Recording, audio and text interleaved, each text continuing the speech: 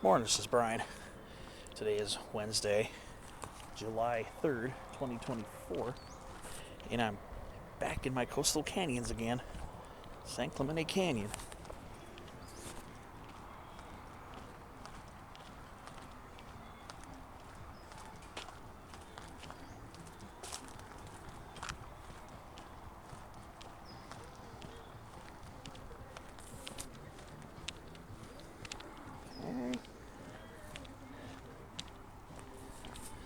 Today, planning on doing a hike I did a couple years ago when I hiked up to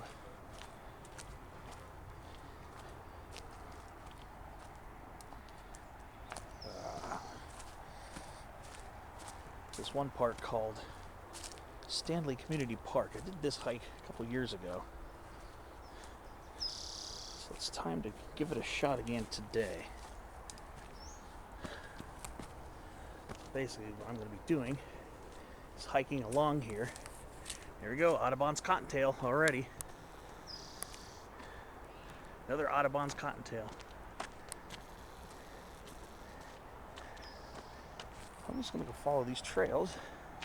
So what I need to do is access the back side, the trail on the back. Ooh, yeah, there's too much poison oak over here. I'm going to take the main trail. I'm good on that. Try not to brush up on that. I'm going to go follow this for a little bit. I'm going to try to go over to Standley Community Park. Whoa, I remember this sycamore tree was not even half this size. This thing has really grown. Last time I was here, the trunk was not even half as wide as this. It's been a while since I've been over on this part of San Clemente Canyon. Wow, this thing has grown insanely. All right. Yeah, I remember when this tree was a little stick figure.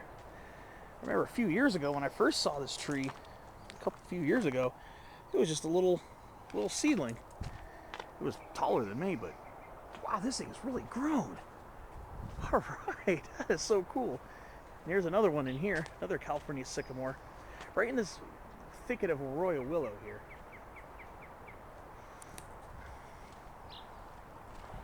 And here's another happy sycamore, much younger one here. That's crazy.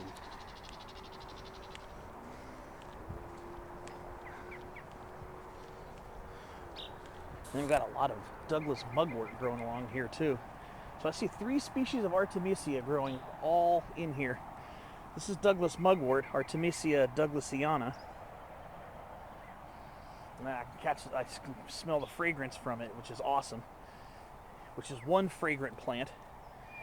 Right next to it is California sagebrush, Artemisia californica. And we also have Palmer sagewort, Artemisia palmeri. So we got 3 species of Artemisia right here. I love it. I love plant diversity. I love it. I love it a lot. So actually, I think what I might do is I might hike up the Biltmore Trail, then come back. So I should be on the other side. I think, yeah, I might hike up the Biltmore Trail first, hike up to Biltmore Street, and then come back and head up to Standley Park. I'm going to try to make a relatively short day today like I did last week. Last week I got 2 short hikes in, and this week as we're warming up more and more, yeah, we're going to be dealing with some hot weather for quite some time, so my next few weeks might not be quite as spirited in the sense of big, long adventures and big climbs up to peaks and stuff. It's just gonna be too hot for that. So I probably won't be in the mountains much for quite a while. So I'm gonna be sticking closer to the coast. Oh, look at how enormous these white sages are. Wow. This thing's got to be close to 8-9 feet tall. This is absolutely insane how big these white sage inflorescences are. It is so beautiful.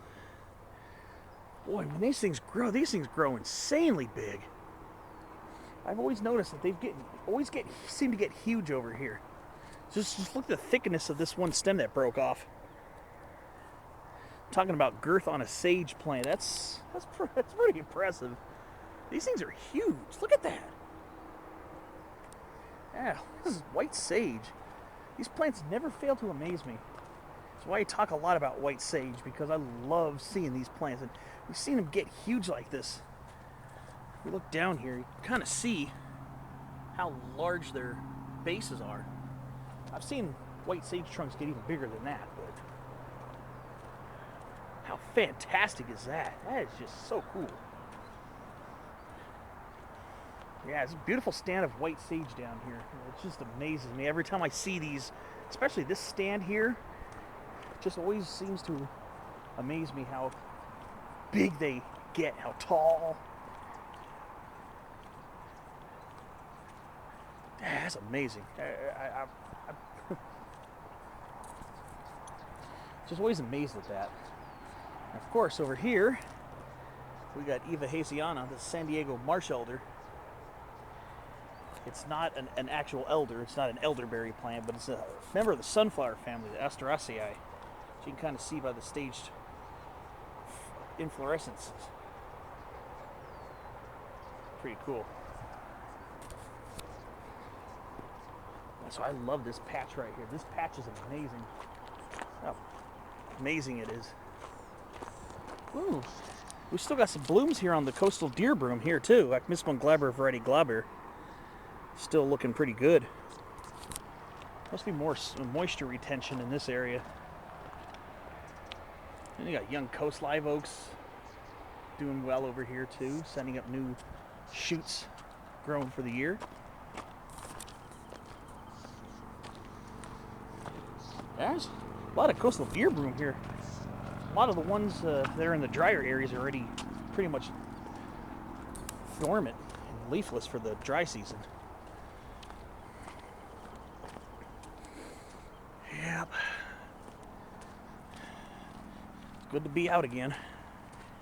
Out in my canyons, enjoying my time. So I'm going to be probably hitting up the Biltmore Trail pretty soon. And I'll see you on the next clip.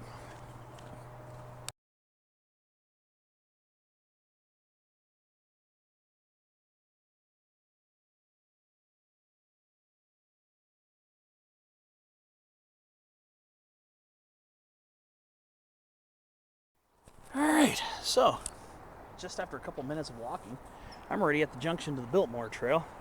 So what I'm going to do is I'm going to leave the main canyon bottom path and I'm going to slowly ascend just under 0.4 mile. It says 0.35 on the sign, up to Biltmore Street. I've done this trail a few times. Even as a kid, I've done this trail a couple times, at least a couple times as a kid, at least once or twice. I'd say at least once or twice. And I've done it a few times as an adult. So I'll make a couple of short out and back trips today, just to get some flavor, some action in before the heat of the day kicks in. Won't be as bad here, but where I live, yeah, it'll be starting to kick up into gear. Here's that marine sedimentary soil. Now, I did some research on the type that was growing in Tecolote Canyon. I'm in San Clemente this week. Tecolote Canyon last week. Most of that soil there, according to some of the research, and you can check the link if you see the video. You'll see in my works cited, you'll see that there's a type of soil called Gaviota fine loam. So I got to see what the soil type is here, because I know this is another type of marine sedimentary soil like the Gaviota clay. So I got to see if there's anything different with the soil here. Since I'm not a geologist, I kind of have to, I don't just look at it and say, oh, this is what this is what that is, unless I've experienced it before. So all I like to do is check it out, film it, and then research it and go back. Ooh, alkali heath. Okay. Ooh, yeah, Heliotropium Carasavicum variety oculatum. Still blooming along this trail side here. Now, you don't have to be by the ocean to see that. You can see that inland too a little bit. And then here's that hybrid sycamore that I pointed out on a video a few years ago. This is actually a hybrid between California sycamore and London plane tree. So this is Platanus hispanica / racemosa. So this is actually a hybrid. I remember that video I did, I think it was 2021 or 2019, one of those 2 years I did the video on this. And just saying about the caution of related native and non-native trees cross-pollinating and creating hybrids. Here's the example, Legacy right here. I mean, I'm not gonna lie, this is a pretty cool looking tree. It's a cool find, but you just want to make sure that you don't contaminate the entire California sycamore gene pool. And Platanus hispanica, the London plane tree, is closely related enough to our California sycamores to where this could happen. Pretty interesting though. Looks like there's a cutoff over here. So yeah, along this stretch of trail there is a lot of poison oak, so take this trail, just be wary of where you're going. Stay on the trail and don't stray.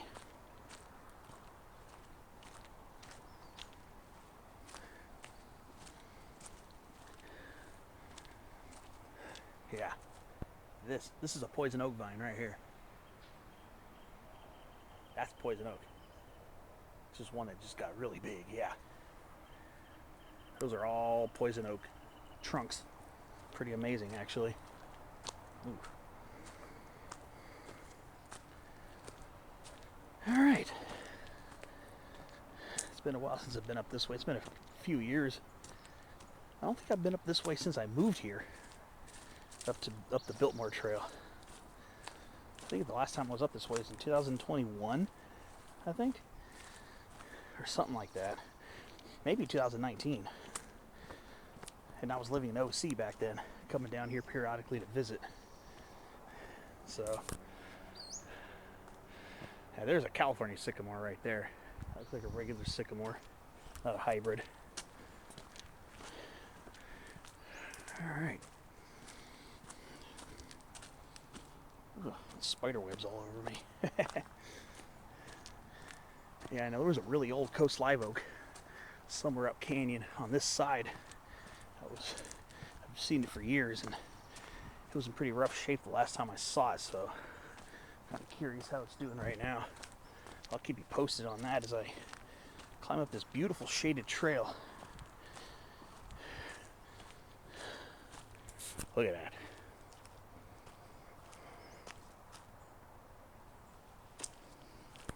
Very beautiful here.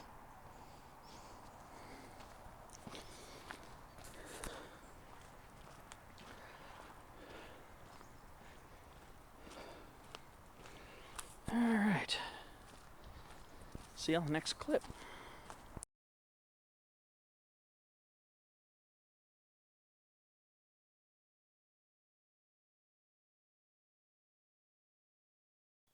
Here's an interesting trail side find. This dark green shrub here. That's a non-native Pittosporum tobira. The tobira. An Asian species, I believe it's Asian species of Pittosporum. When you find in your garden, that gets these white aging to yellow small flowers that are very fragrant and actually very pleasant to smell, and little seed capsules that split open and shoot out these little, or drop these little red sticky seeds. It's called Pittosporum. Pitch seed, basically, in Greek, I believe. And yeah, it's a common ornamental shrub planted here in Southern California, milder climates. Here's a very interesting looking lemonade berry here, Rus integrifolia, and I'm wondering if this might have some Rus ovata in it, because the leaves are very wide. They don't show any signs of curving up. I mean, but these leaves are quite large for Rus integrifolia, so it could be because the leaf size needs to be larger here to get as much light out of the pretty thick canopy here, because this is basically almost a forest. It's very dense woodland here. But these leaves are kind of wide for Rhus integrifolia. There could potentially, I can't say for sure, but there could be potentially be some Rhus ovata DNA in this. Potentially. It's not a guarantee. I'd say more likely it's probably just Rhus integrifolia with wider leaves because of the lack of sunlight here in the canopy. And there's okay. I thought there was another one, but it was a poison oak with big leaflets.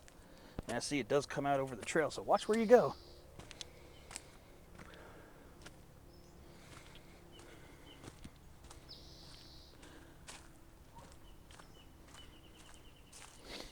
Biltmore Trail is a very beautiful trail. I'll tell you that right now. It's always worth taking a trip up this one. Again, as I said, as long as you watch out for you know what.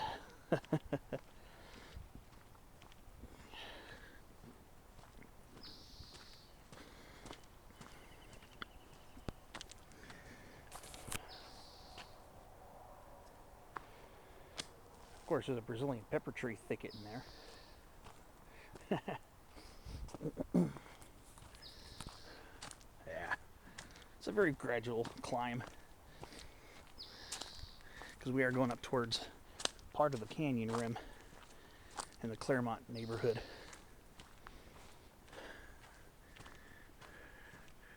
Yeah, I guess they're seeing some of the houses. There's even a planted torrey pine right there in the center. Pretty cool. Oh, here's one here too. Wonder if that was planted or if it came up by itself. That's a torrey pine right there. Every now and then you'll get a couple of those popping up in these canyons. I say I'm all for it. Here's an older oak right here. It's definitely still in the game, but it's definitely seen some better days. But it sure is still a noble beauty. Noble old beauty right there. And this tree here looked like this was an Ailanthus altissima, tree of heaven, but it looks like it dried up or something. Looks like it there used to be an Ailanthus tree here. Those things are usually impossible to kill. And they don't just die. Those things usually send up root shoots everywhere. So for that to happen, it's kind of weird. Kind of weird, to be honest with you. All right, we got a little drainage gully right here. Still some water over here too.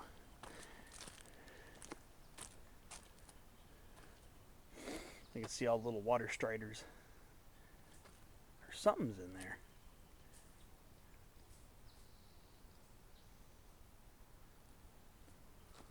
Oh no, I think those are tadpoles actually. Can't tell. I think there are tadpoles in there.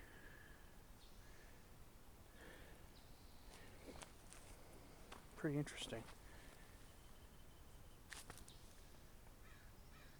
I can't get close enough to see without stepping over all this. Yeah, I think there are tadpoles in there actually. I think that's what those are. Water striders are pretty much an everyday find here. We've got this little tiny bird.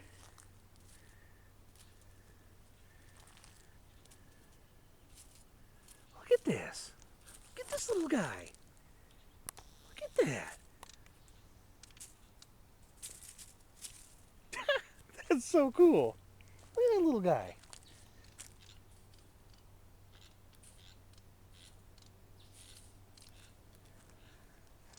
Sounds like there's a frog croaking too. Look at this little guy. Oh, that's so cool. There's something croaking over here too. I wouldn't expect to be hearing frog croaking this time of year.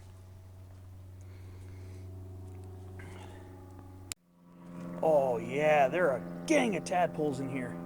Absolute throng of tadpoles in this water. These must be Baja chorus frog tadpoles, but I can see tadpoles all wiggling around in here. A lot of that movement you see in the water, those are tadpoles wiggling. I think some of them are starting to metamorphose. think some of them are starting to get legs on them. Oh, this is sick. I love this. This is the only time I've seen this much water in this part of the canyon. But yeah. Yeah, all that stuff jiggling around in there, those are basically all tadpoles moving around. Probably won't be able to see them very well on camera. But that is so dope.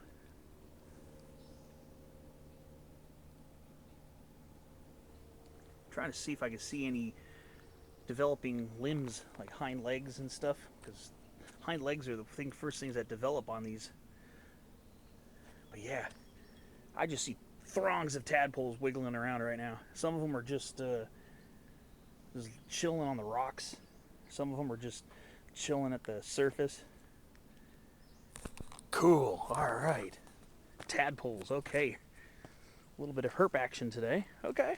I'll take it. Oh, yeah. Let's see. Okay. So this was the old oak. Oh, it finally passed away. This was the old oak that used to stand in this gully right here. Yeah. I was kind of thinking this was not going to be a good sighting. But yeah, it used to be a huge old coast live oak. And it finally, I guess it finally gave in, I guess. Kind of sad. I'm not surprised, to be honest with you. Not happy, but not surprised either.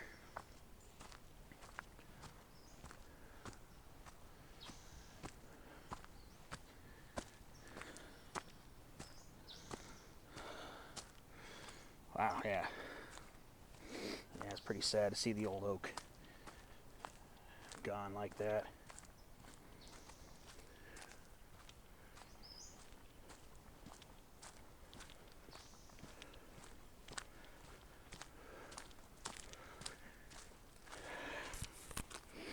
Look how steep this gully is. I love it.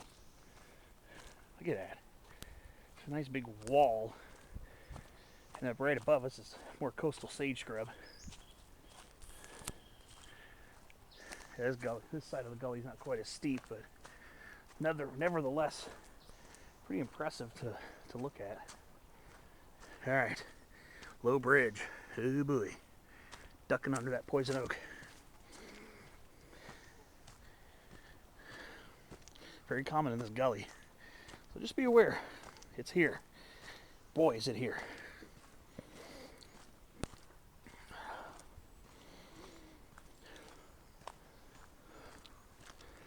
All right, I'll see you up the way. I'll see what other interesting things pop up.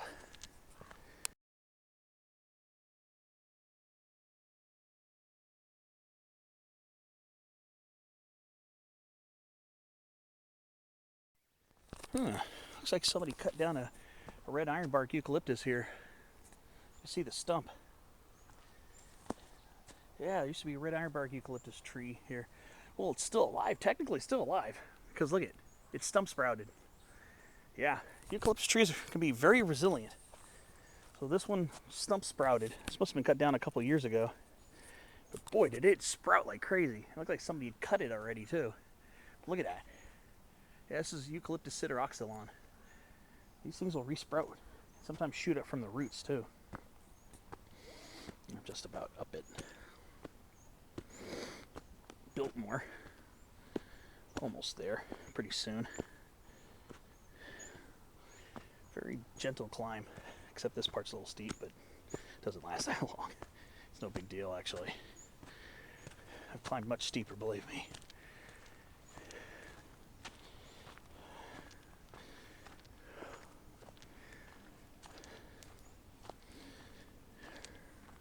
Here's another older oak that's struggling a little bit, but still not out of the game yet. Yeah, there's a much older one, actually. It's a pretty decent sized one, actually. Oh, wow. Yeah, it's a pretty decent sized one, to be honest with you.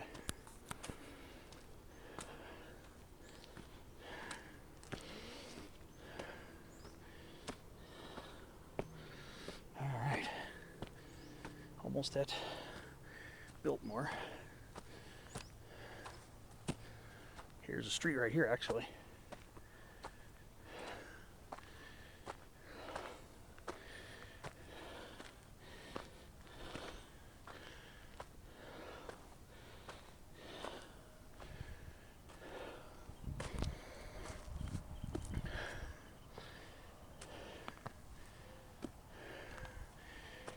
And here's Clairemont, North Clairemont right here.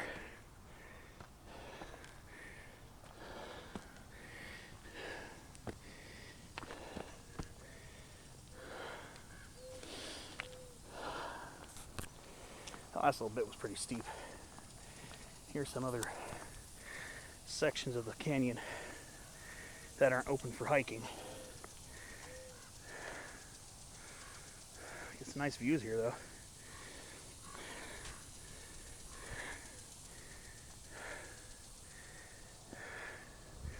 I like the views over here.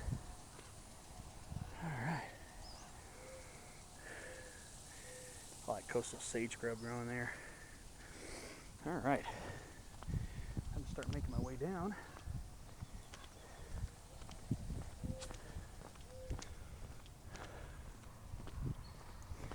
Start heading towards the main trail. Alright, well, I'll see you down the way.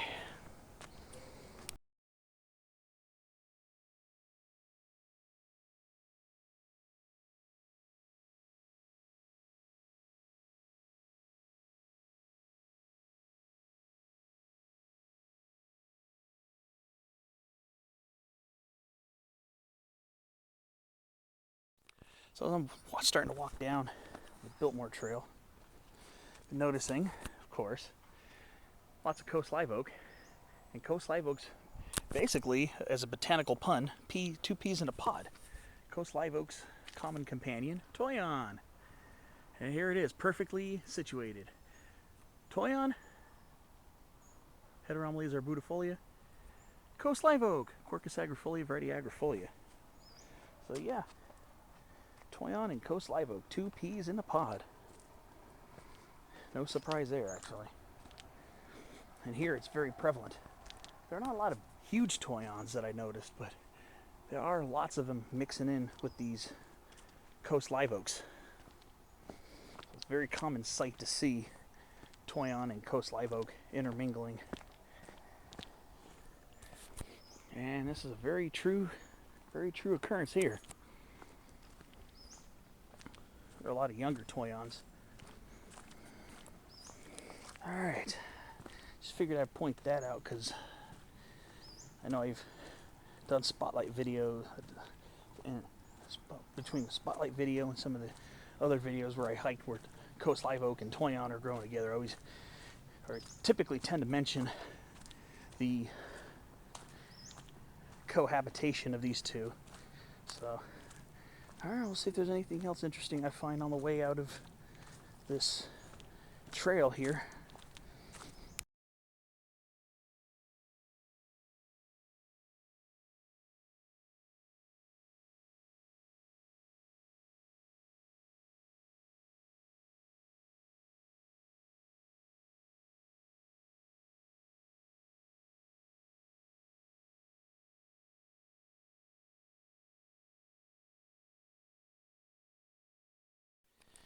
So I'm looking back at this one tree snag right here. I was thinking to myself, that must have been an ailanthus. No, I think that was a chamelash.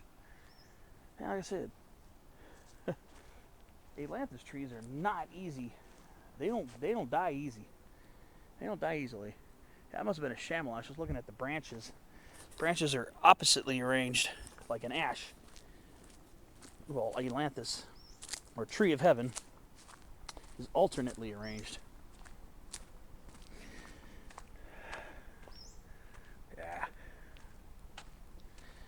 This is such a cool finger canyon. I love these finger canyons.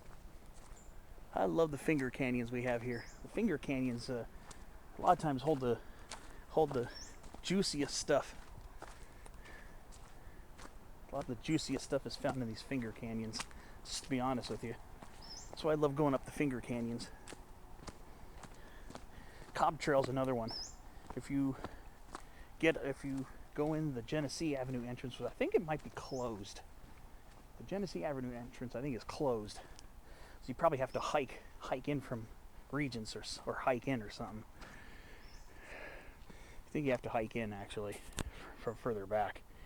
If you go along the Genesee Avenue side, you go up I don't know, maybe about a half mile or so, and you'll see a junction for the Cobb Trail. It's kind of like this.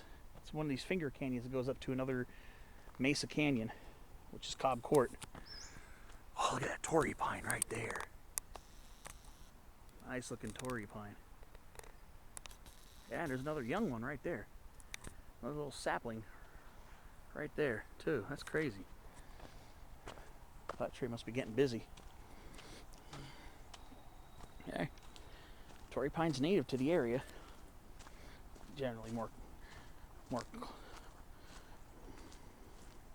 by the ocean, but it is a native of the area, so if it were to pop up more in this canyon, it'd be a native tree growing in this canyon. So to me, that's a W. Torrey pine's already pretty well endangered in its own right. Let's go look at this little bench over here. It's not an actual sitting bench, but like a little bench that overlooks this part of the drainage. Let's see. I was looking out for poison oak as I step over this. That's mostly dry over here. Just look at the layers of sedimentary soil here. Just so cool and satisfying to look at. You see a lot of water has cut through this canyon, especially during storms. Rainy season storms that gash through here. So coming here during a rainstorm must be an interesting experience, especially if it's a heavy rain. Like an El Nino driven rainstorm. Must be cool just to watch this gully get washed out. Pretty neat, actually. Yeah, a lot of micro features in these canyons that make being here so interesting. That's a nice little overlook there. I like that. I like seeing the micro features. The micro features really make things interesting as well. And the canyon as a whole is a fantastic place to explore. A little nature in the middle of suburbia.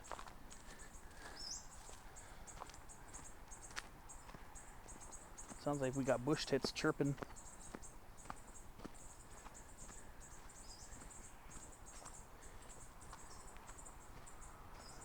Such a happy, jovial sound.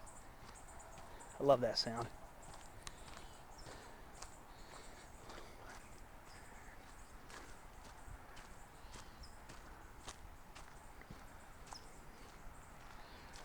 All right, I'll start moving off, get back to the main trail, and then try to hit the other trail to get to the other side. Up, yes, another finger canyon, going up the Standley Trail. So let's see if we can find that and work our way over that way. So I'm almost back at the trail junction.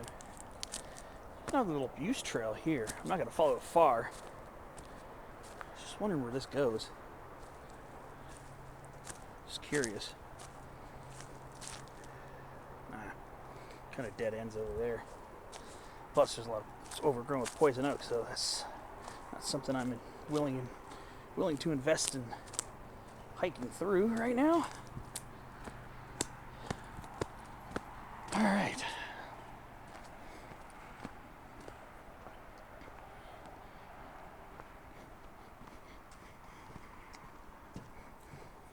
Yeah, here's that little London Plain California sycamore hybrid.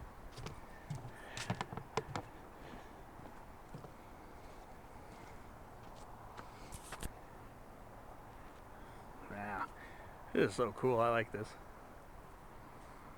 Pretty neat.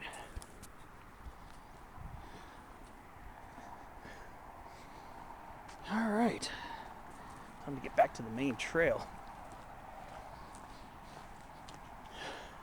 And half the time I was hiking the Biltmore Trail, I was in the middle of, obviously, a really dense coast live oak woodland, almost a forest, so kind of like a forest in a way.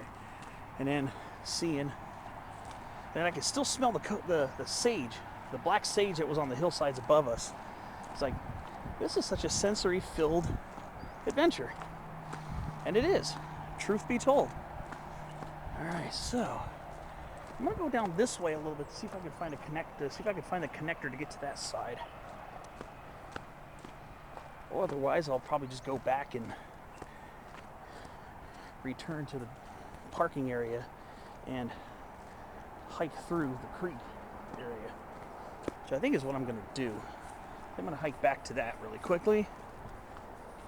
There's that big Torrey pine from earlier.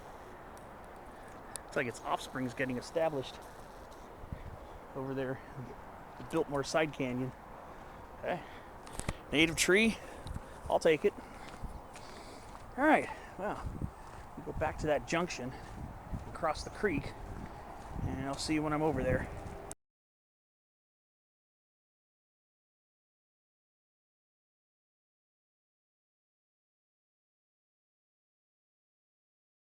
So I'm hiking my way back, admiring this huge coyote brush. Ooh, this is a nice one.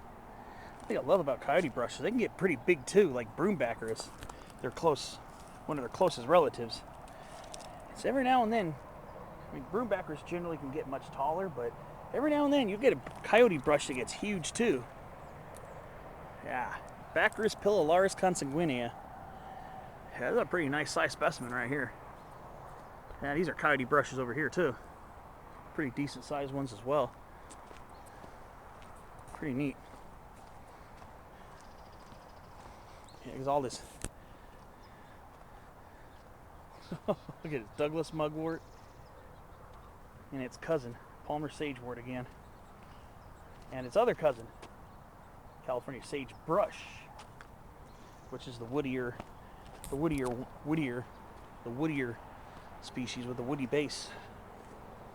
California sagebrush is like a large subshrub to small shrub. Yep, this is Artemisia walkway here. Lots of Artemisia here.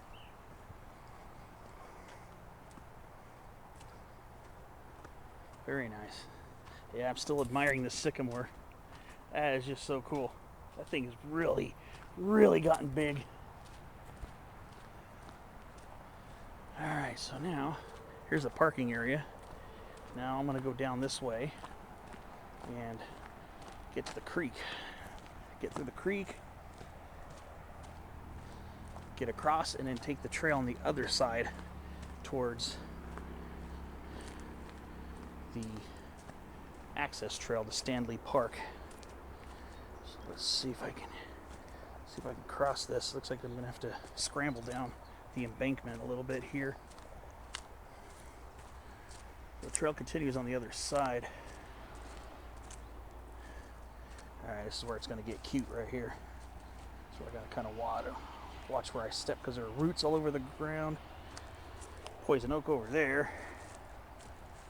Let's see.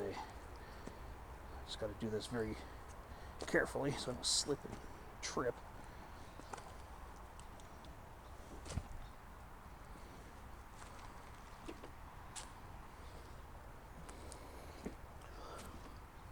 A lot of water striders over here. Okay. Now it's time to get on this trail on this side. All right.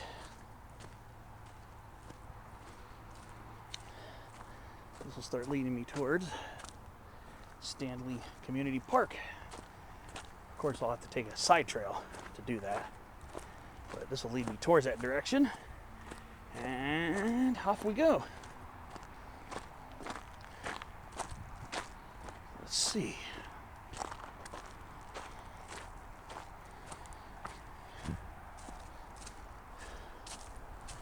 All right. I'm gonna heading through this kind of wash area here. Imagine this area periodically floods as well, especially considering the riparian vegetation over here.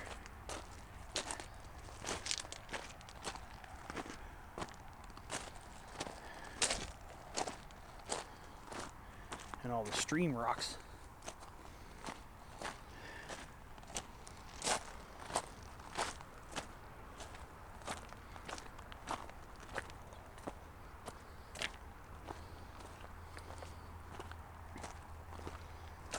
All right.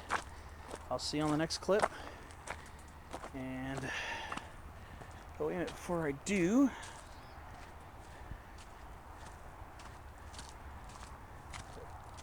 right by where there's still a lot of water pooled over here. Pretty cool. All right, so what I'm going to do is our trail. Take a quick side trip over here. Watching out for poison oak because it's all over the place here. Admire the streamside vegetation. Maybe if you're lucky, you'll see a frog jump in the water. And then when you're done admiring that, just take the trail up this ramp here. It'll take you closer to the 52, so the freeway traffic is going to be a little more prevalent, but get to see some nice scenery, some coastal sage scrub in action still. If it's sunnier out, this is where I usually see orange-throated whiptail lizards. So you have that as well. So I'm going to turn right here and continue on. See you on the next clip.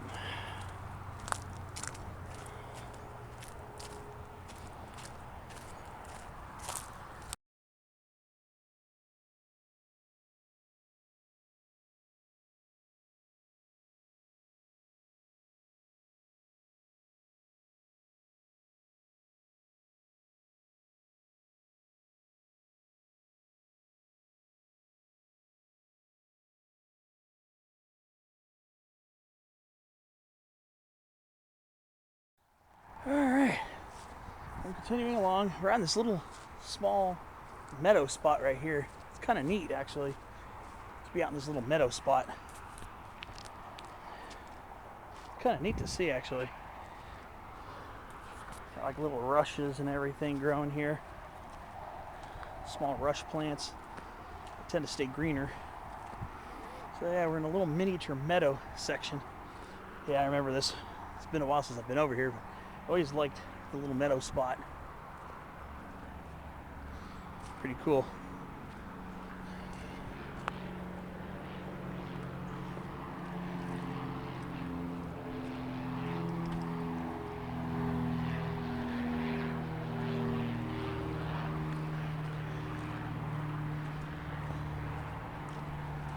Yeah, canyons are such an amazing feature of landscape. Yeah, I know there's a lot of freeway noise because the 52 is right there. That's the 52 right there. But just enjoying the serenity of this small meadow.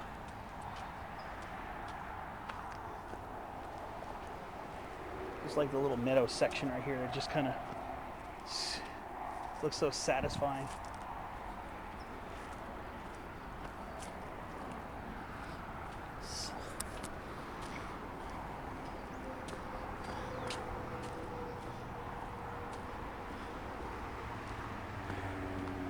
I like the little meadow section. It's pretty neat. It's just so satisfying to look at that. We're getting really close to the 52 now. So we're walking along this, right up against the fence there. Here's another little overlook. Let's go take a look over here and see if anything's popping off over here of interest.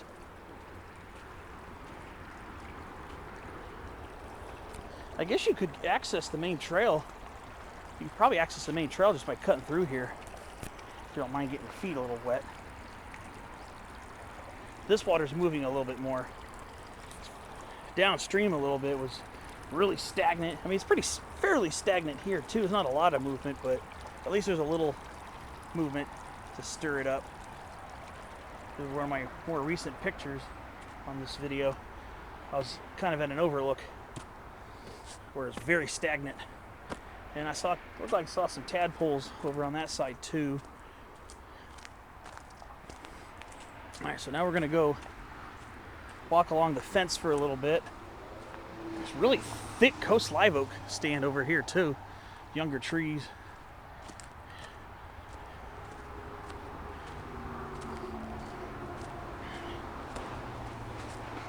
Very nice, I think it's absolutely beautiful to see. Such thick stands of coast live oaks.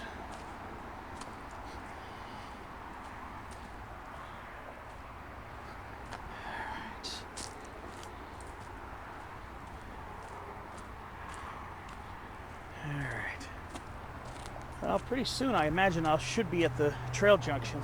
Start heading towards Standley Community Park. Shouldn't be that much longer. So I'll keep you updated. Oh, I was right. It's right here. This is the trail junction. So you can continue along the canyon here, or if you want, hike up towards Standley Community Park, which is just under half a mile up this way. So let's go for it. What you're going to do is you're going to pass under the 52. Here are the eastbound lanes. Those are the westbound lanes over there. And it's going to be a little more urban looking for a few minutes. And then we're going to actually cross a street called Syracuse Street. Now we've left Clairemont, and now we're going towards University City, which is another small neighborhood of San Diego. Up there is University City.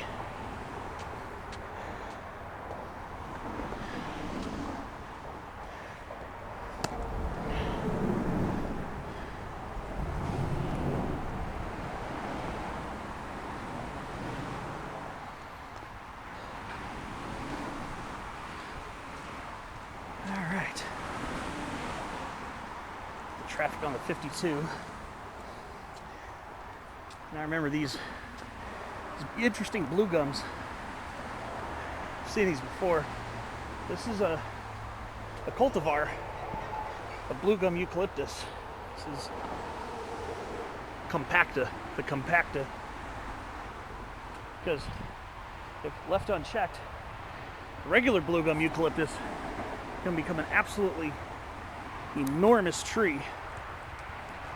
These are generally more compact, as you see here. These have been here for a while. I've seen these several times before. The same sickle-shaped leaves are the original, and the same juvenile leaves.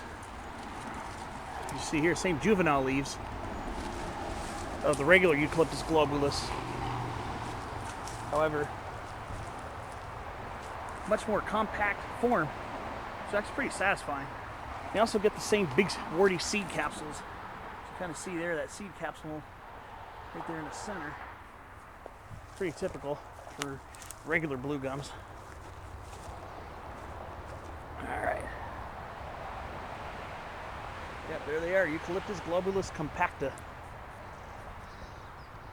I assume they come from the typical globulus subspecies. I'm just assuming that, of course. And then we're coming up on Syracuse Avenue pretty soon. We got some lemonade berries here. Beautiful lemonade sumacs, lemonade berries, beautiful Rus integrifolia. Very nice, very nice. Yeah, you're gonna get a lot of beautiful specimens along the trail heading up towards Standley Park.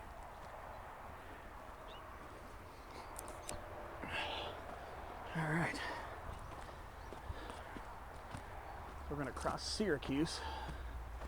The people in one of these houses used to have a red maple planted here, Acer rubrum.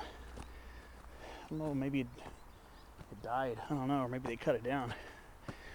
I think this house used to have a red maple tree. It's a shame it's gone.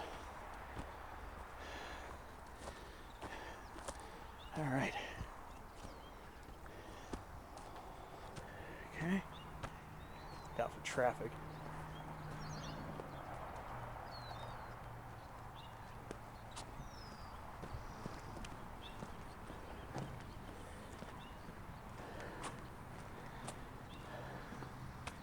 All right.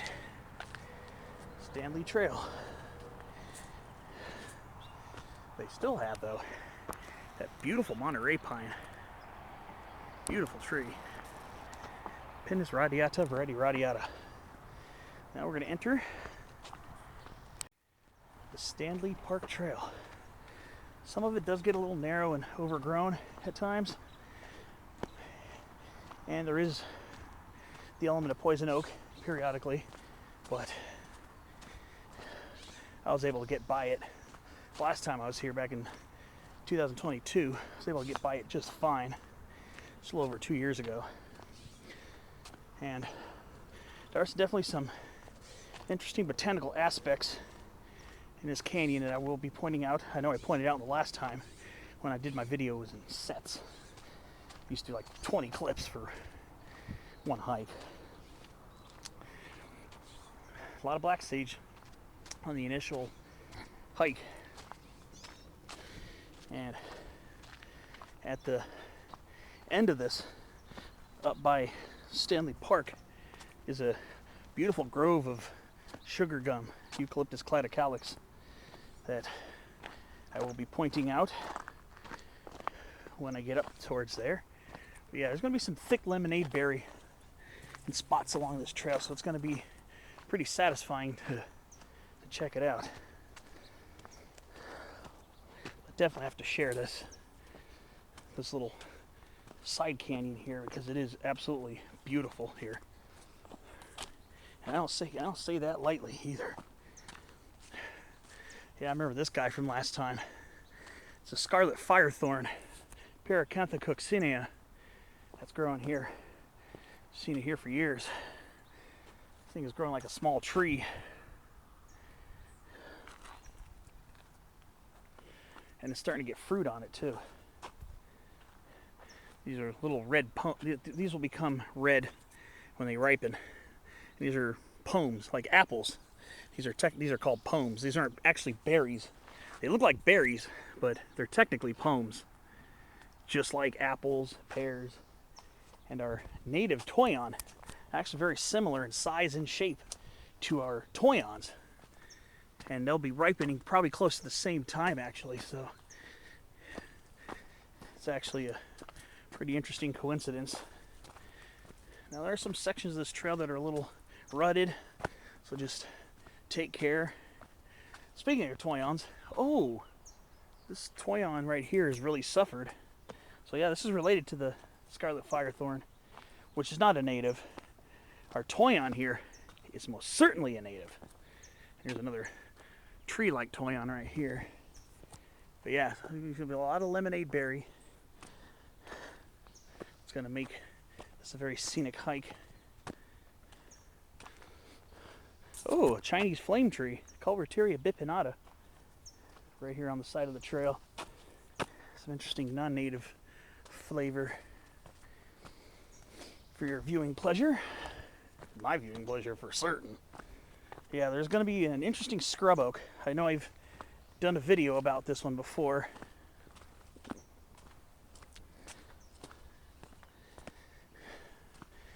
And when I get up to that, you'll get an update.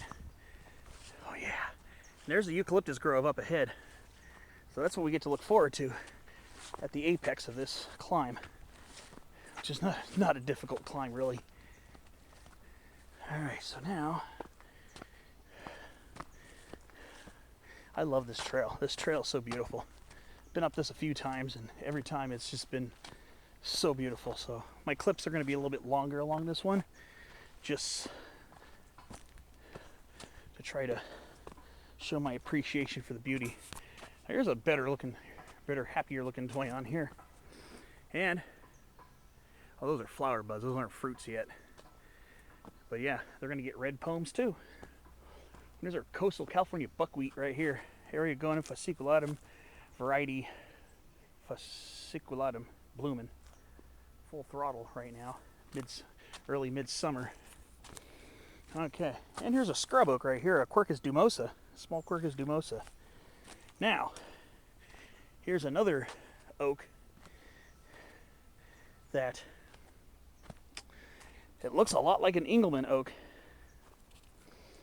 And I'm pretty sure that this is actually Quercus acutidens. Pretty sure this is Quercus acutidens, but a couple times I've been here, I've admired this scrub oak. And somebody actually, one guy, I haven't seen him upload videos in a while, hike San Diego County. His name's Chris, and I haven't seen his videos in a while. I'm Hopefully he'll got some more videos coming out too, because he does do some interesting hiking videos. He's the one who cued me in onto this oak here. He was wondering if this was a Quercus Engelmann oak, and it does very convincingly look like an Engelmann oak. But I'm pretty sure this is a Quercus acutidens.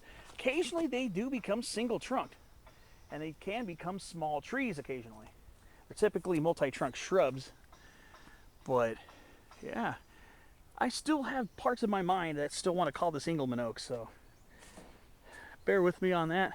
But it's getting acorns. I just saw some developing acorns. Okay, here's the female flowers. These are the female flowers. Those will become acorns, are they to be fertilized. You can see, these are female flowers here that should become acorns this fall. Being that this is a white oak, the acorns ripen in one growing season. No matter whether this would be an Engelmann oak or an acutidens oak, aka Torrey's hybrid oak, it doesn't matter. They're both white oaks and they ripen in one growing season. But yeah, I've always admired this ever since I saw this. I was like, this is such a cool little tree too. It's a tree, not a shrub. It's actually a single trunk tree, which is pretty cool. But I have occasionally seen a Quercus acutidens as single trunked, usually shorter statured. And here we got an olive tree. Okay, oh, and look at the droops on the lemonade berry. Look at that. They are so beautiful. Ah, so beautiful. What an immensely satisfying plant to have around. Rus integrifolia. Look at all the monkey flowers. I'm assuming this is Diplacus australis, San Diego or southern monkey flower. That's what I'm assuming this is. I was assuming most of these would have been Diplacus punaceus, but I do think that these might actually be Diplacus australis. It's probably our more abundant orange to reddish flowered monkey flower plant around. Okay, this is where it's a little narrow here, and there is an occasional poison oak plant to look out for here, but last time I was here it wasn't anything too intrusive, but it is here on the side. As you see there, there's a little bit there, and there's a young plant right there. Just watch where you step. Alright, see you on the next clip. Getting closer.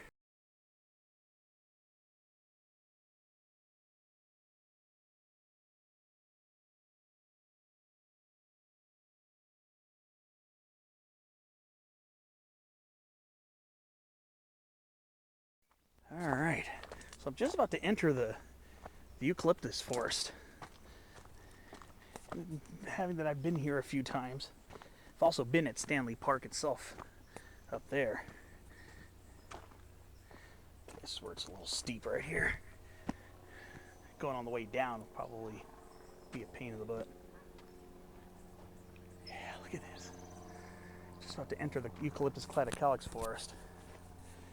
We're starting to get some laurel sumac popping in now too. A little laurel sumac right here, starting to bloom, getting ready to bloom. And more ocean loco weed. And it looks like we got California everlasting here. I believe this one looks like the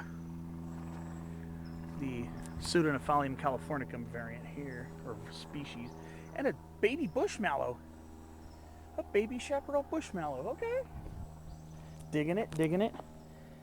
And then a lot of coyote brush in this little ravine too. A lot of coyote brush. I don't think I saw any broombackers. I think it was all coyote brush. Okay. There's another toyon right here. It's blooming right now. Oh, look at that. All right. Here's the eucalyptus forest.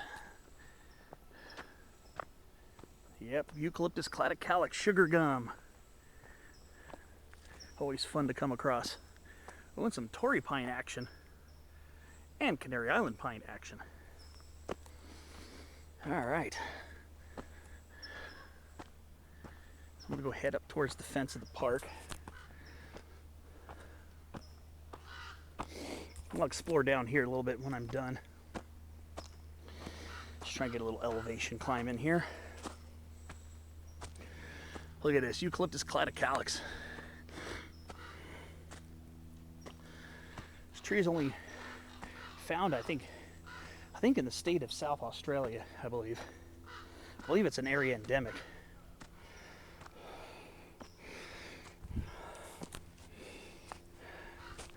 It's a very commonly planted species here in Southern California. One of the most commonly planted.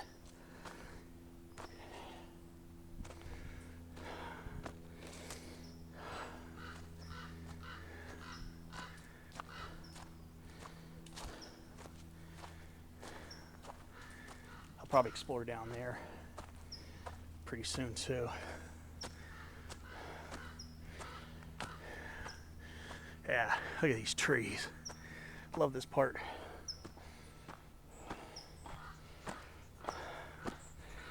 Little Eucalyptus cladocalyx woodland.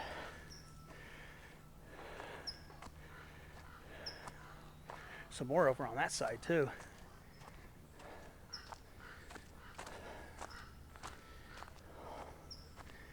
There's another trail. I think I'm going to take that one too. So last time I was here, didn't really explore much here. Came up to the lower parts of this and didn't go too far because there was looked like a teacher and a bunch of kids, probably a field trip that I didn't want to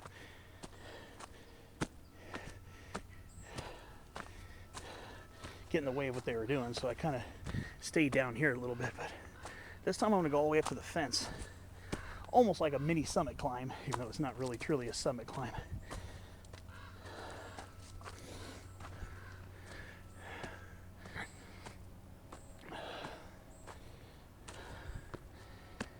This part's steep.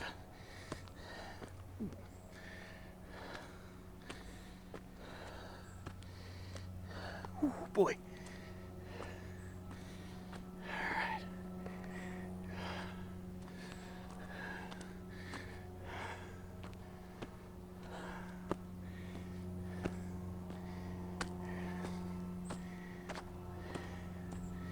All right, almost up at the fence.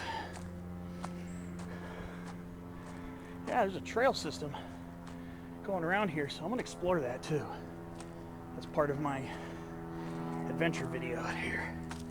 I guess we'll put in a little more mileage before it starts getting hot.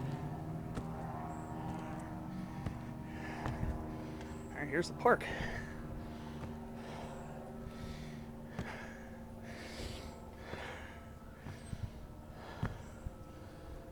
Whew. Last bit was steep. Ooh-wee. And that should be Governor Drive right over there. So we're in University City now. Ooh. Last bit was steep. Pretty steep getting up here. So I am going to do, I think maybe I'll walk along the perimeter here. Just enjoy this for a while. Explore down there momentarily.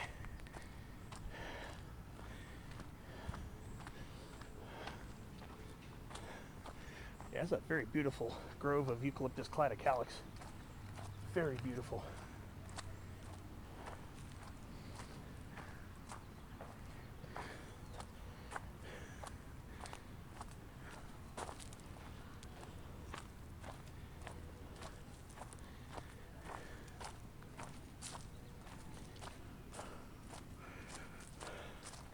What a beautiful woodland.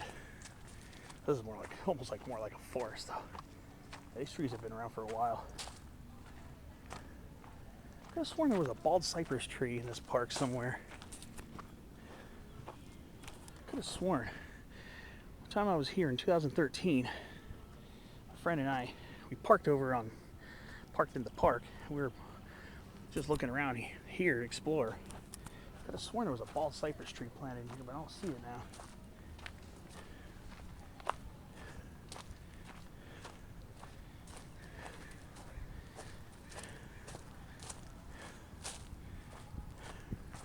This is gorgeous. I love this eucalyptus woodland here.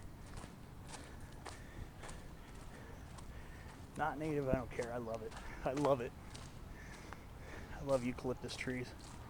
Always have and always will. See how far I can go. Okay, here's a trail. Maybe this will start heading down the mesa a little bit. Oh, okay, we're changing species now. Now it's Eucalyptus sideroxylon. Now it's changed into red ironbark now. We're in red ironbark eucalyptus now. Just changed species out of the blue.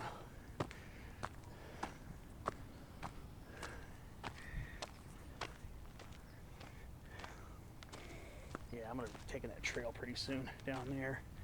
Kind of explore that a little bit. All right. See you on the next clip.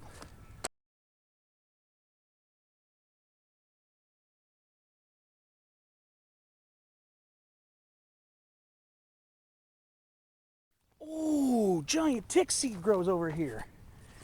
Oh man. Okay, I know where my spotlight video is going to be next year. Yeah, it's this plant here. It looks dead, but it's just dormant for the summer. Yeah, this is giant tick seed right here. This is Leptocine gigantea. It used to be known as Coreopsis gigantea. Sometimes they still call it giant Coreopsis. This is a plant in the sunflower family. It's a perennial subshrub. And some people like to call them Dr. Seuss plants because they're so crazy looking. And sometimes I'll get these stalks that are a couple to a few feet tall, and in puffs of finely divided foliage. And you get these beautiful flower heads, which is pretty common in Coreopsis / Leptocine species, or tick seeds as we call them. Yeah, this is a giant tick seed. A couple months ago, if I would have realized it, I would have come over here for my spotlight video.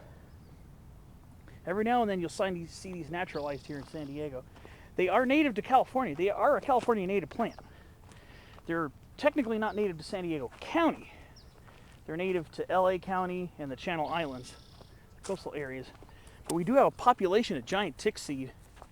Okay, so I know where my spotlight video is going to be because I did see one last year at the Clairemont Mesa Boulevard, end of Clairemont Mesa Boulevard, entrance to Mission Trails. There was one giant tick seed plant growing there.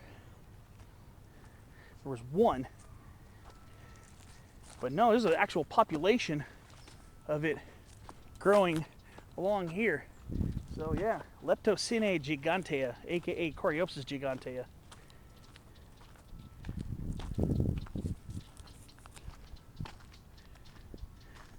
Yeah, there's a whole population of it over here. Okay, so I know where my spotlight video is going to be next spring. Oh yeah. Yeah, they're just dormant for summer. They're summer deciduous or drought deciduous. That's why they look like they're dying. It's because they're just going to sleep, basically. There's a whole population of it over here. Sick. Okay, so I know where my spotlight video is going to happen next time. All right. Oh, that is so dope. It's all over here too. Okay. This still has some foliage on it, actually. I can show you what the foliage on Leptocine gigantea looks like. It's kind of finely divided. Yeah. Yep, Leptocine gigantea. Really cool. Whole population of it over here. Okay. I've never been this far on the Standley Park area. I've only just climbed up to the park. So I'm going to start taking the trails now. I'm going to start exploring. So yeah, this video might be kind of long. Just warning you. Now I'm more in exploration mode. So I'm going to take this trail here. Yeah, there are a lot of little use trails all around here. Yeah, so a population of giant tick seed over here. think it's native on the LA County coast and on the Channel Islands, especially the Channel Islands. Yeah, there's more of it right here. They can get bigger than this too. These things are so cool. Like I said, right now you're looking at it and think, oh, they're so drab looking. Well, because they go dormant in the summer, like a lot of California native plants do. So this is just part of the cycle that we go through every year. Boy, if I would have known about this earlier, if I would have known about this sooner, I would have come here and already gotten that spotlight video in for you guys. But now I know where to go when it's time to spotlight this plant. Well, maybe next March. Hopefully we'll get enough rain for them to bloom. I'm hoping. We still got some Baiopsis. Baiopsis laciniata still blooming a little bit here. The San Diego bush sunflower. Still got a little bit of that going on. But yeah, look at that. Yeah, you can tell the plant's still alive. You can see the tissue's still green. So there might be a little bit of photosynthesis still going on. The plant's at least partially dormant. It'll probably dry up a little bit more as we go along, but by the winter rainy season, they should start setting up these finely divided leaves. And you can tell the old flower heads here are probably turning into seeds now. And then another sunflower family plant, the clustered tarweed, Deanandra fasciculata, over here too. But yeah, there's more tick seed over here too. This is a really good find.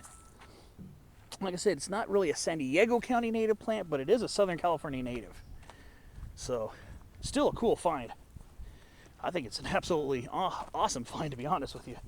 And here's another one, Ensalia californica, California bush sunflower.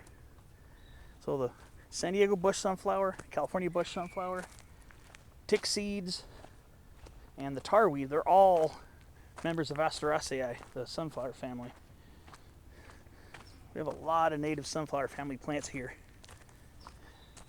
in Southern California. All the sagebrushes, the artemisias, the ambrosias, the baccharis, the coyote brush, broom baccharis, mule fat, they're all sunflower family plants. Ragweed, sunflower family plants. And here's a non-native pseudonephalium right here. This is Jersey cudweed, and this is Pseudonephalium luteolalbum. This is a non-native pseudonephalium. The one I showed you before, which was likely Pseudonephalium californica, this one is actually a non-native, I believe from Europe or something of the sort. It's called Jersey cudweed, and that's Pseudonephalium luteolalbum. Sometimes you'll find those popping up in your yard. It's an annual plant. Here's another non-native plant here, and this is called horehound, H-O-R-E. So it's Marubium vulgare. And I believe the name Marubium comes from, it might come from a Hebrew word for sour, because it's supposed to produce a sour sap that people use in apothecary use as candy for sore throats, like a lozenge, and sometimes that people use them as candies too. It's supposed to be pretty bitter. I've never tried horehound candy. I've tried just for the experience, just for the heck of it. All right, so now we're going to start exploring these little side trails here. There's more Eucalyptus cladocalyx over there. Yeah, here's that beautiful eucalyptus grove. Absolutely stunning. And here are the young ones. These trees naturalize like crazy. So don't be surprised to see a lot of sapling sugar gums. This is some more Eucalyptus cladocalyx right here. So let's go explore this area. I've never really came over. Oh, so now we're getting chaparral plants coming in now. Oh, look at this coastal chamise. Oh, Adenosoma fasciculatum, variety obtusifolium. All right, I didn't think there'd be any chaparral species here. Yeah, there are a few chamise plants. I mean, this is not chaparral. That's a chaparral plant, but this is technically coastal sage scrub. Okay, here's a much larger chamise right here. Much larger coastal chamise.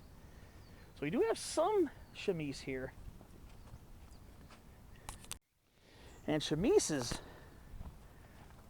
typically a chaparral shrub, but it does occasionally pop up in coastal sage scrub too. It does pop up sometimes in coastal sage scrub. And this is definitely not chaparral here. Definitely not. It's definitely coastal sage scrub. But chamise does occasionally pop up there as well. So I'm going to go take this down. This will probably take me down the mesa. And what kind of botanical treats I'm going to find along here? Ooh, a California ground squirrel. All right. My battery's going to probably die pretty soon, so I'm going to go switch them out. It should take me down towards the bottom of this beautiful canyon. Yeah, there's that beautiful Eucalyptus cladocalyx woodland here. These are just absolutely gorgeous trees.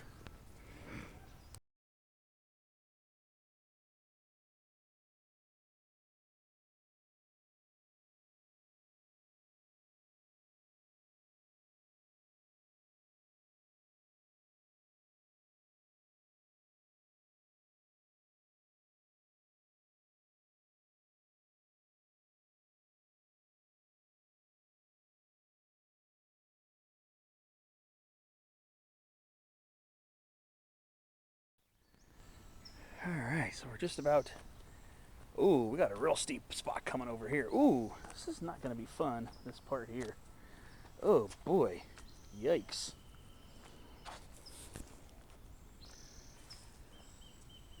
Yikes, this is going to be really sketchy right here. This is steep. Ooh, boy.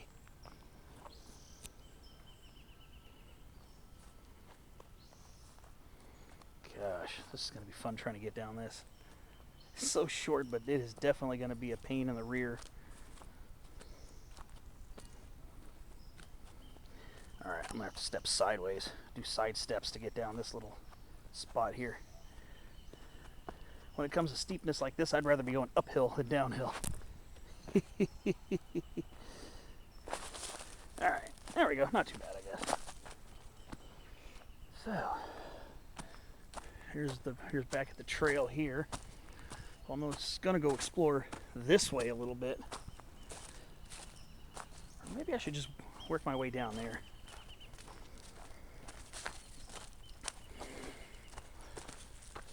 I'll just go down this way. So I want to explore inside there a little bit.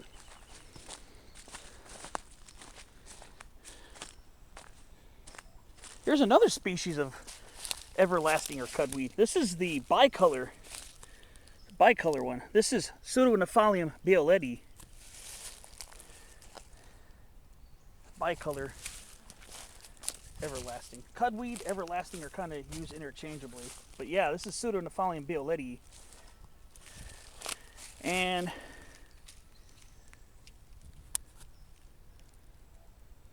don't know what that is. Oh, okay, so this is Ngayo tree, or Myoporum lightum. Yeah, they do occasionally get naturalized in these coastal canyons. Usually in my experience, not extremely invasive, but they are not native, and they do pop up sometimes.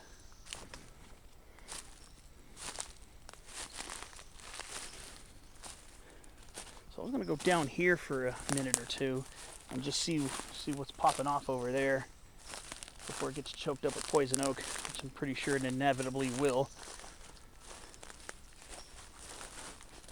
It's a little slippery here. Eucalyptus seed capsules provide little ball bearings under your feet. Alright, so let's see what's down here. Too much momentum there. Alright.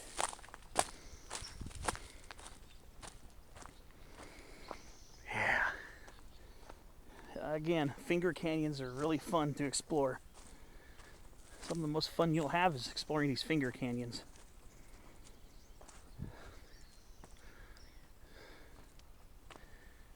Yeah, this is where the poison oak starts popping up.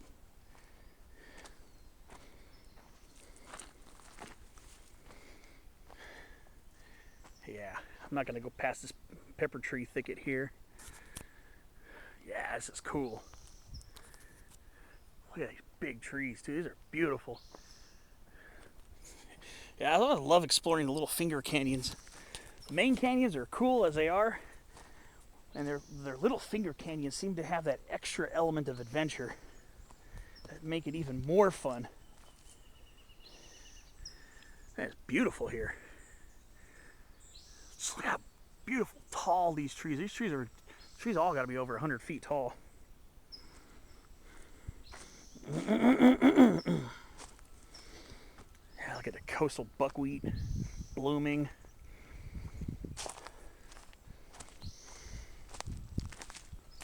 And there's that lemonade berry all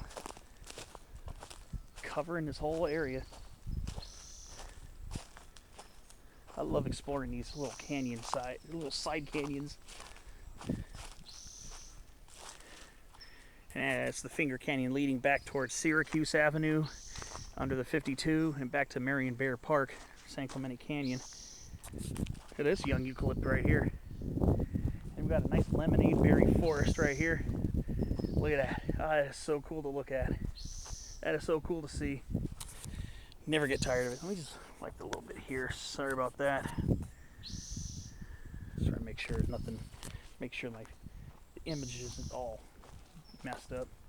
But yeah, look at that. This is what the understory of a lemonade berry thicket looks like. Because normally you can't really, unless there's a trail cutting through them, you really don't often get a very good look at what it looks like underneath. It's all a bunch of wrangled, sprawled, crooked, meandering trunks. Very rugged looking understory. And that's just yet another thing about this plant I find amazing. It's just their architecture. Look at that. That is just so gorgeous. Just another thing I love about lemonade berry. Just another of pretty much everything about this plant. These are just so satisfying. Such satisfying plants to look at. Look at that.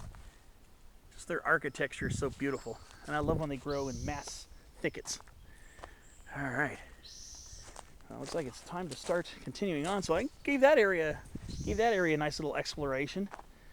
So I could feel that I finally satisfactorily explored this area. Now we're just getting back on the main trail.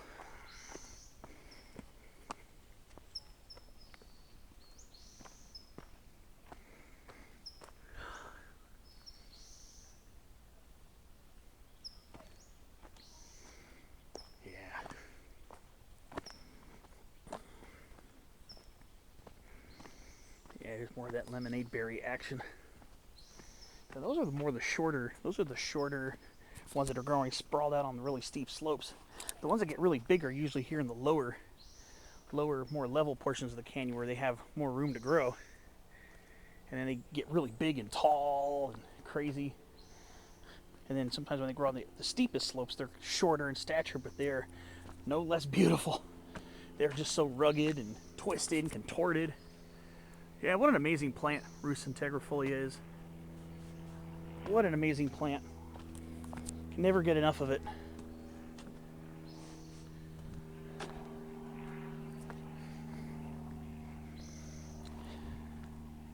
Never get enough of looking at Rhus integrifolia.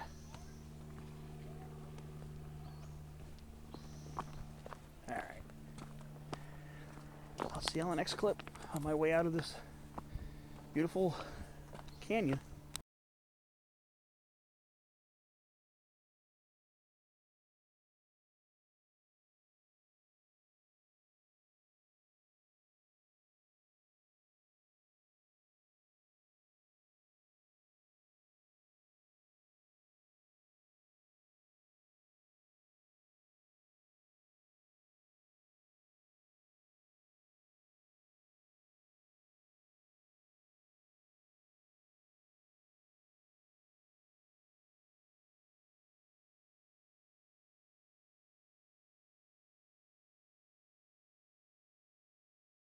We are back at this Quercus acutidens again. What an absolute stunner. Definitely a stunner.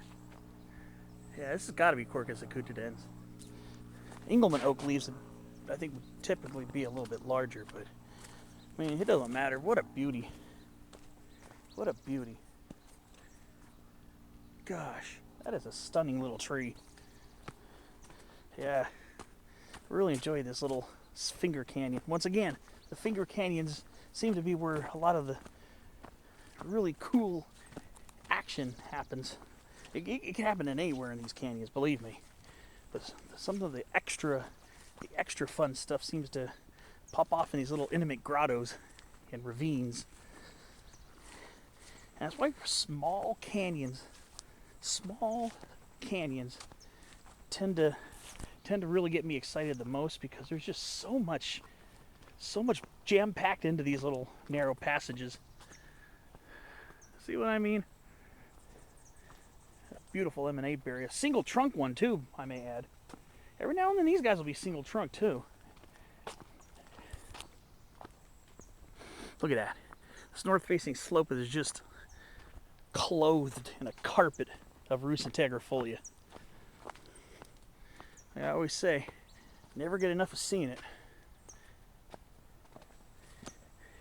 If I ever get quote unquote enough of seeing lemonade berry, then that means I have died inside.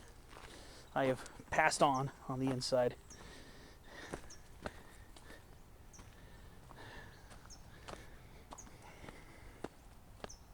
Yeah, I love it. Yeah, so much coyote brush here too. I love it. Coyote brush. I just love this little woodsy vibe that these large shrubs provide.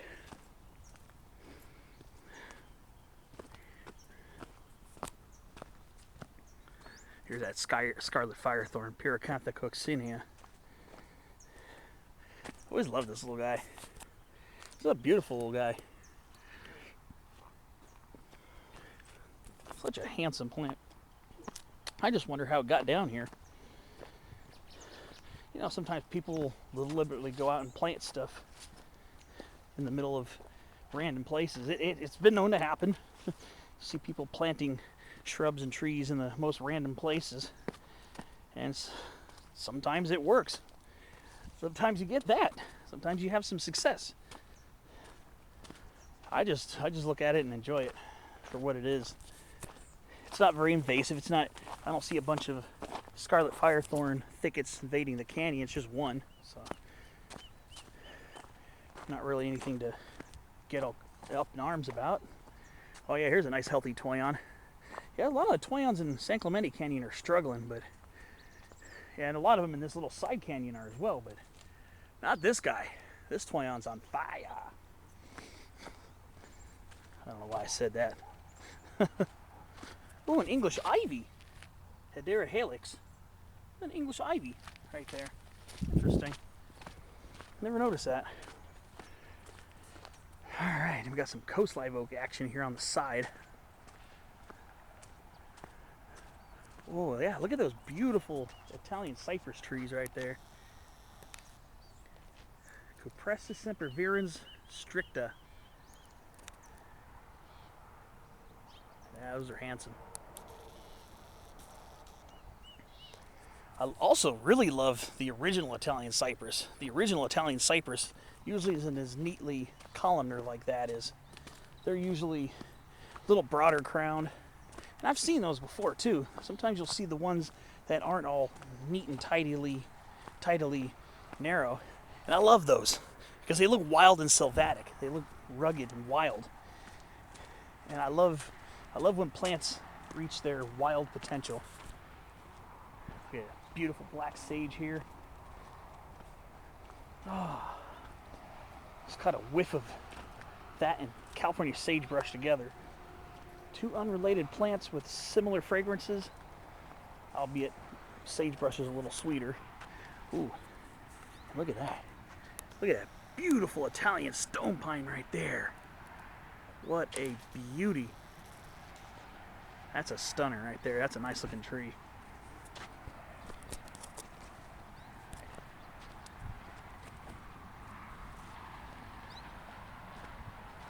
Cross over here.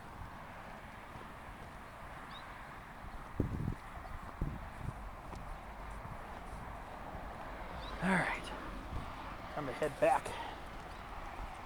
So we got a lot of road closed signs over here on Syracuse. Must be a lot of construction. Ooh, I think this is Juniperus horizontalis.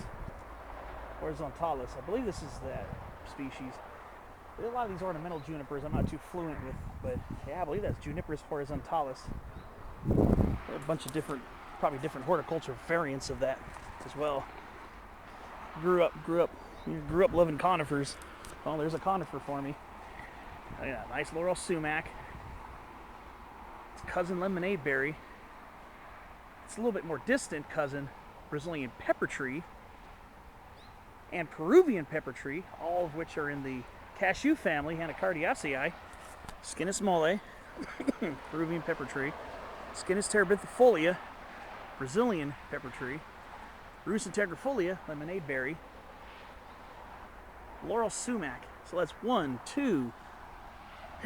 4 species in the cashew family. 2 native and 2 not native. All just bundled together for a little side-by-side comparison, or side-by-side.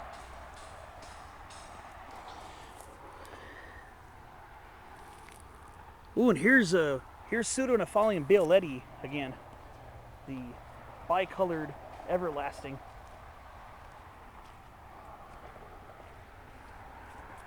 Pretty cool. All right, yeah, there's another. Yeah, I love these lemonade berries, lemonade sumacs. Just love them. Oh, and it looks like we got telegraph aster, aka telegraph weed. I prefer to call it telegraph aster because it's not a weed; it's a native plant. This is Heterotheca grandiflora. Sometimes these things will shoot over your head, and they're usually short-lived perennials, sometimes annuals. And here are the flower heads starting to open up. They'll be a little bit more prevalent as we go through summer into early fall. Start noticing them a lot more, especially when they're towering, like 6 feet tall with beautiful yellow flower heads. Oh, we got some Washingtonia robusta action over here. Some young Mexican fan palms right on the other side of that fence.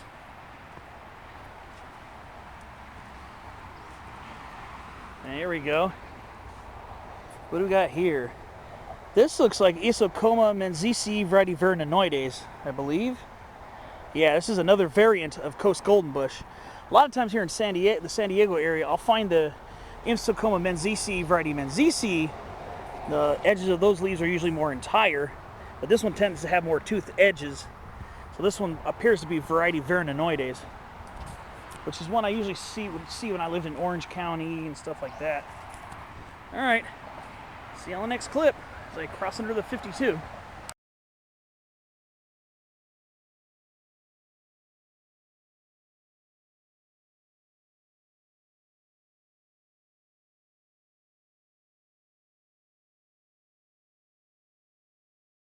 So if you're walking this path, you were taking this path and you smell a sweet fragrance, very sweet, very pleasant aroma. It's this annual plant here called white sweet clover. This is Melolotus albus.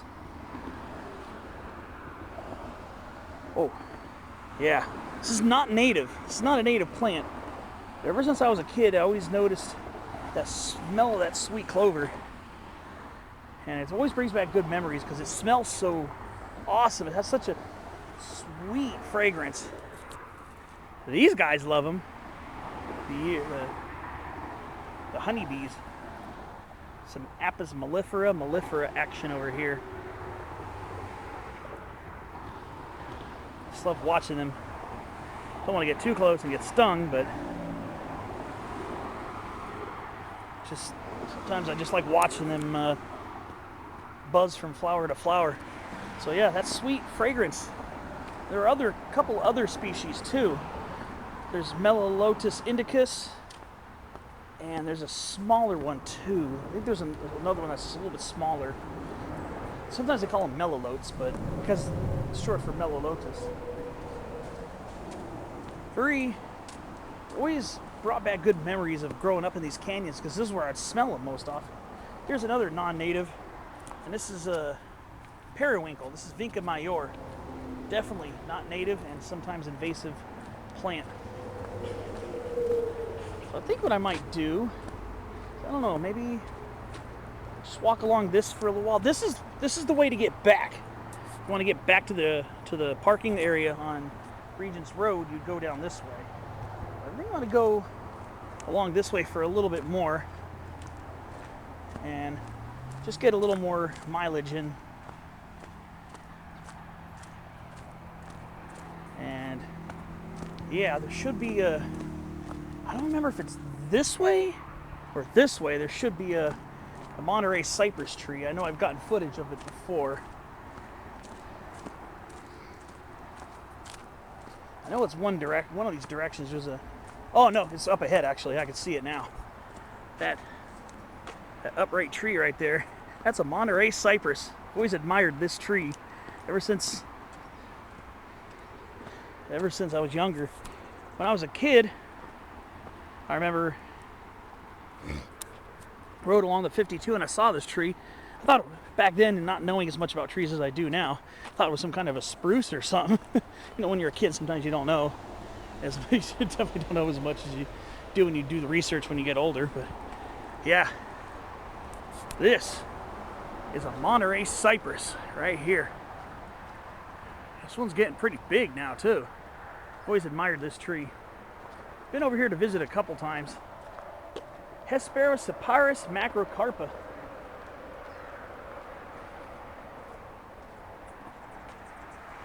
What a handsome tree.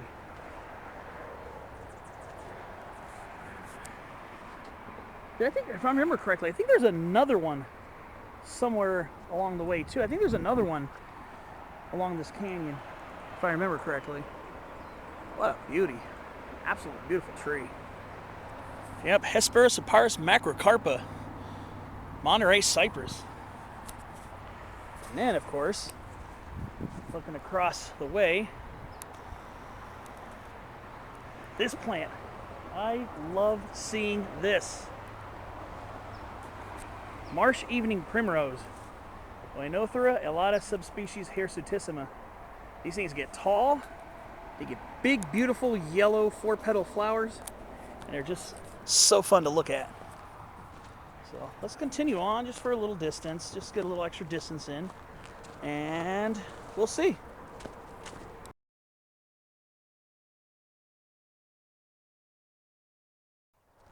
Ooh, I can hear a red-shouldered hawk. Of course, as soon as I turn on the camera, it stops screeching. Yeah, there was a red-shouldered hawk. There's a red-shouldered hawk in that, down that way. I kind of caught a quick glimpse of it before I turned on the camera. Yeah, there's a red-shouldered hawk somewhere there. It was screeching pretty fiercely for a minute there. I can hear some acorn woodpeckers up this way. Ooh, sandmat. Cardionema ramosissima. It's a small plant here.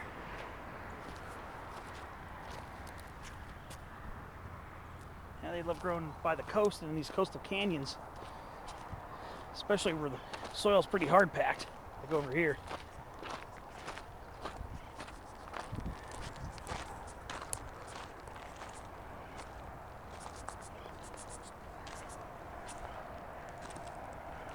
Ooh.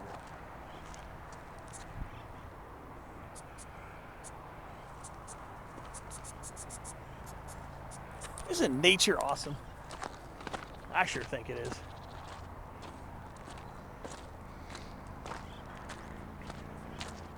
I can hear some acorn woodpeckers over in the Coast Live Oak woods. There's a 52. Genesee Avenue next exit. So, I think I might do an out and back to Genesee too, so I can add a little more mileage maybe.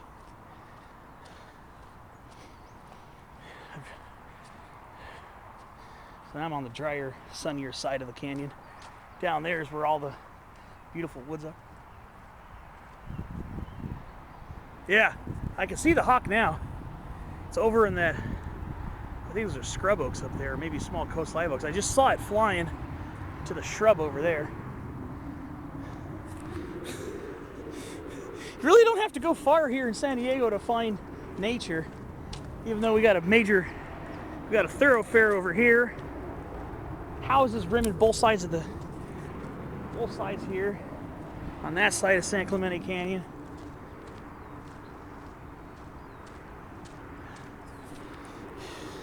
all that traffic noise.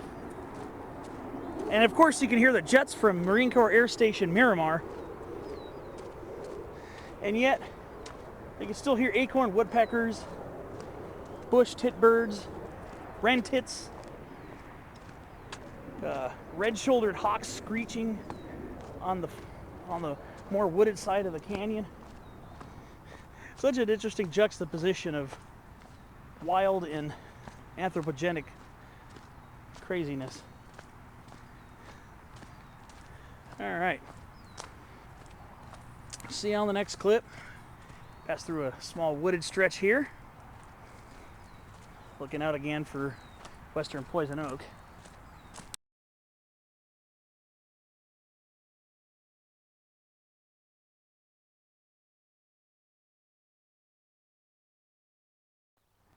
Here we are. Another. So I could take the high road over there. I'm gonna go poke around here for a minute. See if there's anything that pops up interesting. Love how the water's still flowing here.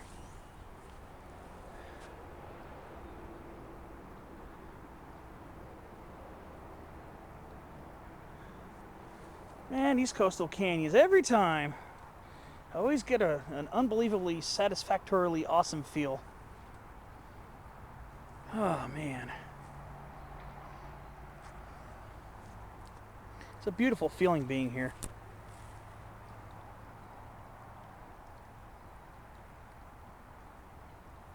I think I might take the high road, though. I don't know. Let's see. Yeah, I'm going to take the high road.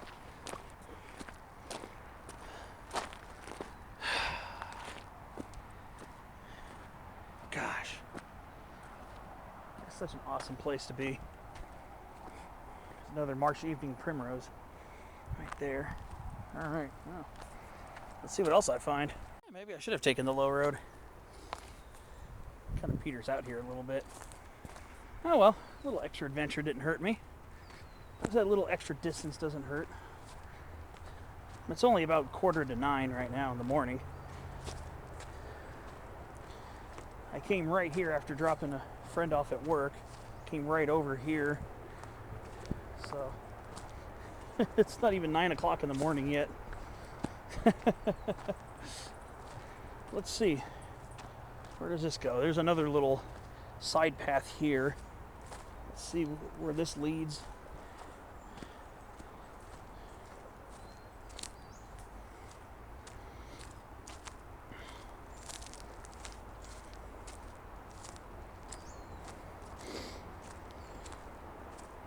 Sure, a beautiful spot over here. Ooh, a spider web. Lots of spider silk strands. Gosh, how beautiful is this?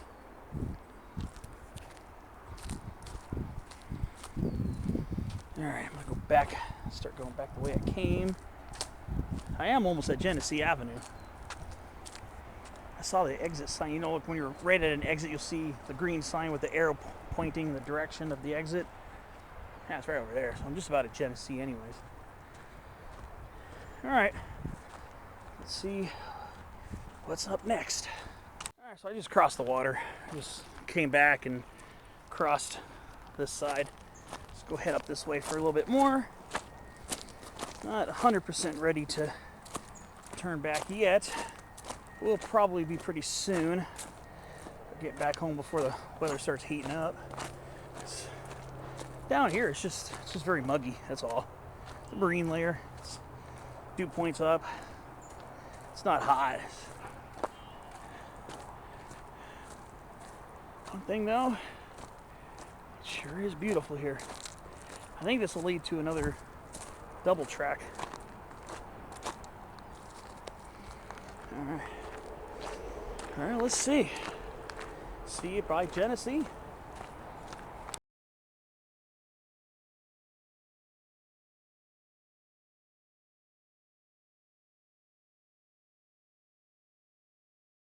Alright, so I'm coming up on the next junction. I can see where my return route's going to be. because this is the trail leading back to Regents Road. So I'm probably going to take this way here to get a little bit of a loop element in. And so I'm still heading towards Genesee right now. Oh, California rose over here too. Yeah, there's some nice patches of it here in San Clemente Canyon. Yeah, still blooming too. There's still some bloom action here on the Rosa californica. That's so cool. That's so cool. We got our own species of native rose. We actually, here in Southern California, have at least a few species. Rosa californica, California rose is the one you're going to come by the most often by far. Then you got, I think, you got Rosa gymnocarpa, variety gymnocarpa, woodland rose species. And then there's Rosa minutifolia, which is a local endemic around Otay Mesa, I believe.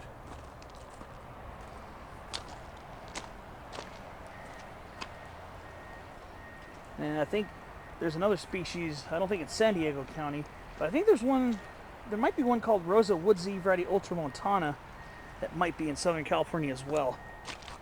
I've heard of that species, but I'm not sure if it grows this far down. I think it does, it might grow somewhere here in Southern California. Alright, so I just crossed the creek really quickly. Here's more of that marsh evening primrose. Oh, those things are just so awesome. These are such cool plants. If you can create a riparian habitat, if you're lucky to live in an area that has an area where you can either create a water feature or if it already has a water feature, if you could grow that plant, that'd be so cool. Oh, and here's another Australian wattle. This is Acacia redolens. This is the one that kind of has a slight sweet vanilla aroma to it. More of a prostrate growing shrub.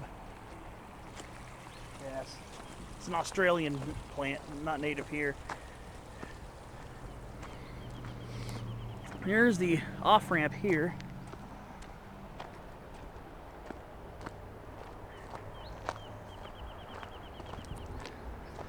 The trail to Genesee parking lot.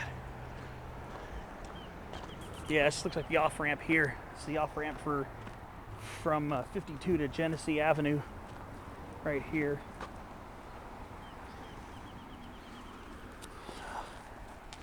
So I'm just about to approach my turnaround point.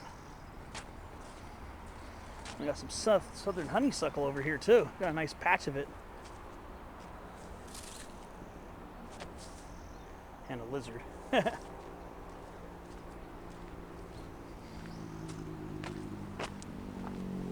Park continues under the bridge. So I'm just going to go towards the bridge and have that be it probably.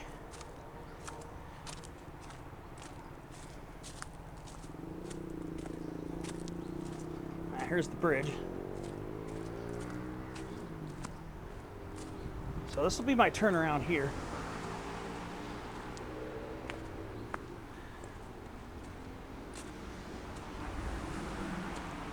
So under there, there's where the Genesee Avenue parking lot area is, on that side of the bridge.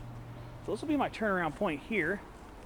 Start heading back, and I'm gonna head on the other side of the canyon in the more in the woodsier portion of it.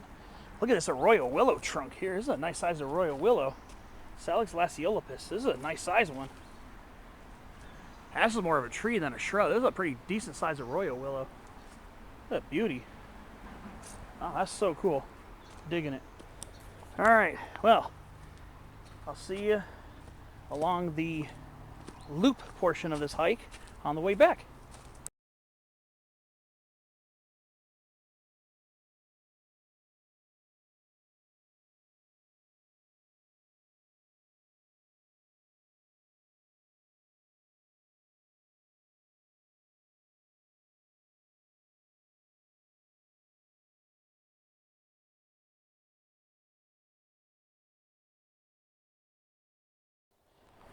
Alright, here's some more California rose action right here. So now I've taken the left coming back. Look at that. Oh, the camera never does it justice when I get the flowers. Because for some reason the camera makes it look paler than they are. They're such a beautiful lavender pink purple. Our native roses are so cool. Yes, I know the roses that people grow in their gardens for championship awards or whatever. You know, they're really ornate and really awesome, of course. Because hey, a plant is a plant. In my opinion, a plant is a plant. But something about the simplicity of our native ones. Because you know it's a native. It grows wild. It grows naturally in the habitat. That makes it even more satisfying. And I'm a person who loves simplicity. Hey, I like ornate, and I just like plants, period. Let's just put it that way.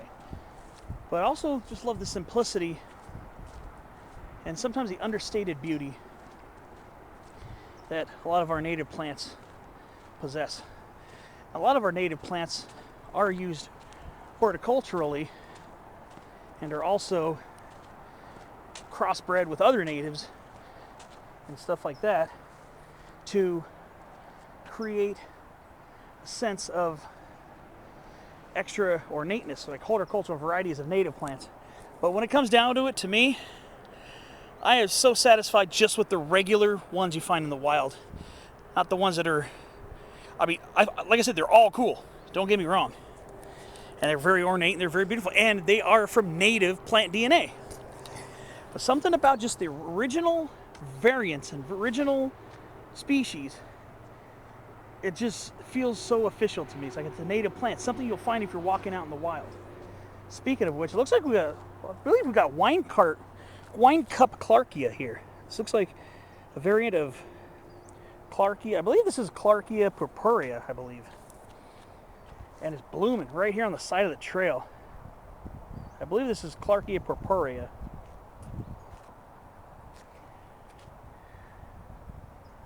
Yeah, this is probably it's a subspecies or variant of it. I believe it's divided up into variants and subspecies or subspecies. But yeah, we got a nice one right here, right along the side of the trail, being pollinated by these small flies. Absolute stunner. That's why I stopped. And it looks like we got an Eleote species right here. I don't think that's a Cutacauda. I think a Cutacauda would be narrower. Not sure what other species that is. Checking out my shoe. Just checking out my shoe. See, simple things like that are enough to put me in a really serene, good mood. And I just heard the red-shouldered hawk crying again over the canyon. Now here's a plant right here, a non-native, very well-established non-native invasive species, another sunflower family plant, and that is prickly lettuce right there, Lactuca cereola. This is what it looks like when it's first shooting up. These things can get like 6-7 feet tall sometimes, and it's a non-native. It's been pretty invasive here for a long time, and you get these flower heads, and it's in the genus Lactuca, like our lettuce. This is Lactuca cereola. I believe parts of this plant are edible. I've read that parts of this plant might be edible. I don't know how you harvest it or anything, but of course you want to do more research before that. But yeah, you see a lot of that plant in disturbed areas, invasive grasslands, kind of like this meadow here. I think I'm going to take this road here. This is another width. Yeah, I think that's the way I crossed, I think. I'm going to take this way, the high road. But yeah, you'll see a lot of those. You'll see a lot of those in untended lots, sometimes even coming out of the cracks in asphalt.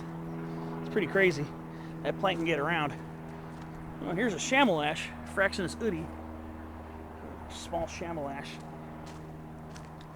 So I'll take this trail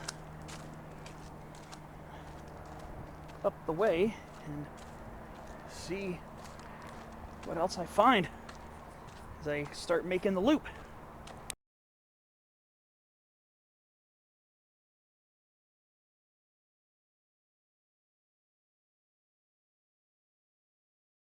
Ooh, we're in a nice damp wooded area here. Despite the fact it hasn't rained here in months.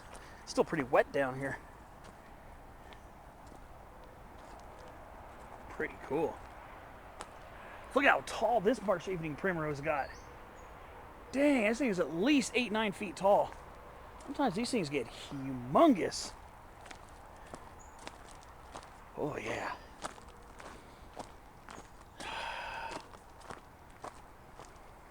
Yeah, this is pretty sick. This is pretty awesome. An awesome place this is. Oh, look at the size of this cocklebur plant. This is Xanthium stromarium. I was pointing this out last week at Mission Bay. This is huge. This one's huge. The leaves are wide. A nice specimen of cocklebur. There's more cocklebur right here. There's yet another sunflower family plant, by the way. Yeah. If you love the woods, you'll love these canyons. If you want a little bit quieter of a canyon, Tecolote is a little bit quieter because there's not, you don't have the 52, you don't have the California 52 above you. But there's no doubt about it. This is still a strikingly gorgeous canyon. Look at these sycamores. You're driving along 52 between La Jolla and 805, between Interstate 5 and 805. Yeah, you'll see this canyon, and you'll see all the towering sycamore trees. Going more California rose, a lot more California rose down here in this shady glen.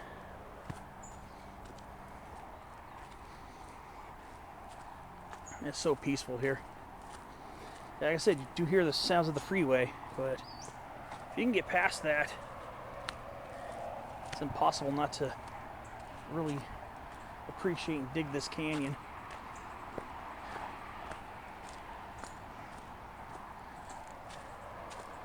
Alright, well, we'll see what other interesting... Ooh, there's like a little cascade coming from a side canyon or somewhere, side gully or something. Pretty cool. Alright, well, I'll see you on the next clip. So I work my way through this woodsy stretch here.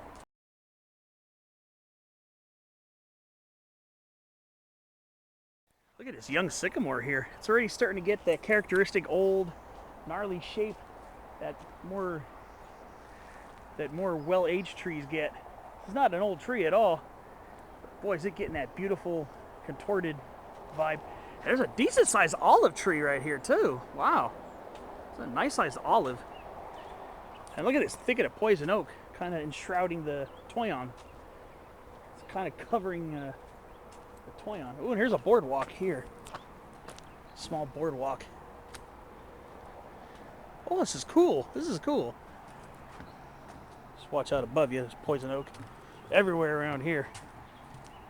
Yeah, I don't know if I've ever gone through this before. I don't know how long this boardwalk's been here. Maybe I haven't gone this way. And see that fall color looking stuff? That's the summer deciduous feature of our fuchsia flower gooseberry. It kind of gives you like a fall color in the middle of summer because it's going dormant. So if it were a winter deciduous shrub and this were October or November, this would actually be some pretty legit fall color. But we're in July and that's going dormant. So it does get a so-called fall color. Actually quite as brilliant, just like the other species like the Sierra gooseberry and the bitter gooseberry that get those beautiful colors in autumn. Only they get it during the summer when they're going deciduous. And poison oak does that too. A lot of the poison oak actually sheds quite a bit of its foliage in the summer and turns red as well. And in autumn, when the rest of the leaves fall off, they also turn red. Yeah. Oh, another rose. Beautiful. And then we also got California blackberry right here, Rubus ursinus, growing along here as well. And is this a young blue elder? Look, a little seedling blue elder. Cool. That's dope. And here's our old friend. Here's an old friend. So that must be a relatively new feature. Maybe the erosion over here was just getting too much. But look at this. Nice old oak. Still hanging in there. Doing pretty well, actually. So a lot of these oaks on the hillsides are the ones perishing and not doing so hot after all this time. All right. It's about to wind through this little spot right here. Yeah, some California blackberry, some toyon.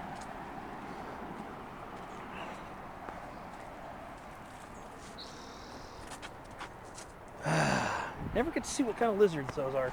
Once they're rustling the brush, okay, got a narrow spot here. Poison oak. And of course, this is kind of a look-alike to poison oak, but this is not. It has little prickles on the stem. It's got the little prickles on the stem. It's not poison oak. It's California blackberry, Rubus ursinus.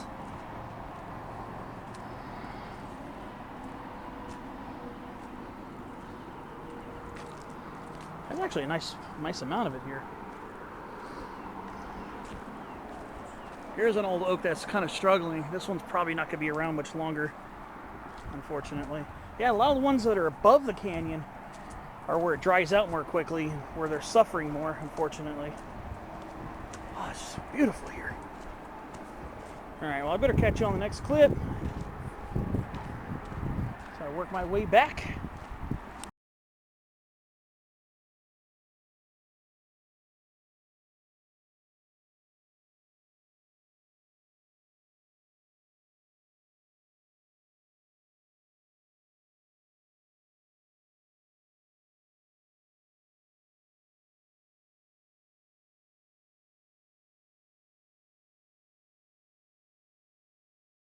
Well, I'm at my visual landmark I always use to show me that I'm close to the trailhead. That mesa part of the mesa there with those Washingtonia robustas, the Mexican fan palms. Just love that little spot right there. That's actually going up the Finger Canyon, actually towards the Biltmore Road or Biltmore Street. I'm just about back at the junction where the Biltmore Trail picks up. Ooh, first of all, Sacred Datura, or Western Jimson weed, Datura wrightii, picking up over here. But yeah, of course though, there are separated finger canyons. It goes more this way as opposed to that way. That way is no trail. That way leads up towards Biltmore Street. You can tell you're also nearby when you see this real gradual ridge line right here. I always admired that since I was a kid as well. That shows that I'm actually getting pretty close to being back. So, if you want a break, go take a break on that bench right there. That's all underneath it and growing through it is poison oak. That's why I never use those benches, because there's always poison oak either on them, under them, or right next to them, or growing through them. All right, well, yeah, so the Biltmore Trail picks up pretty close to here. The junction's just right over here. So I'm just about to close the loop, and should be back at the car in a few more minutes.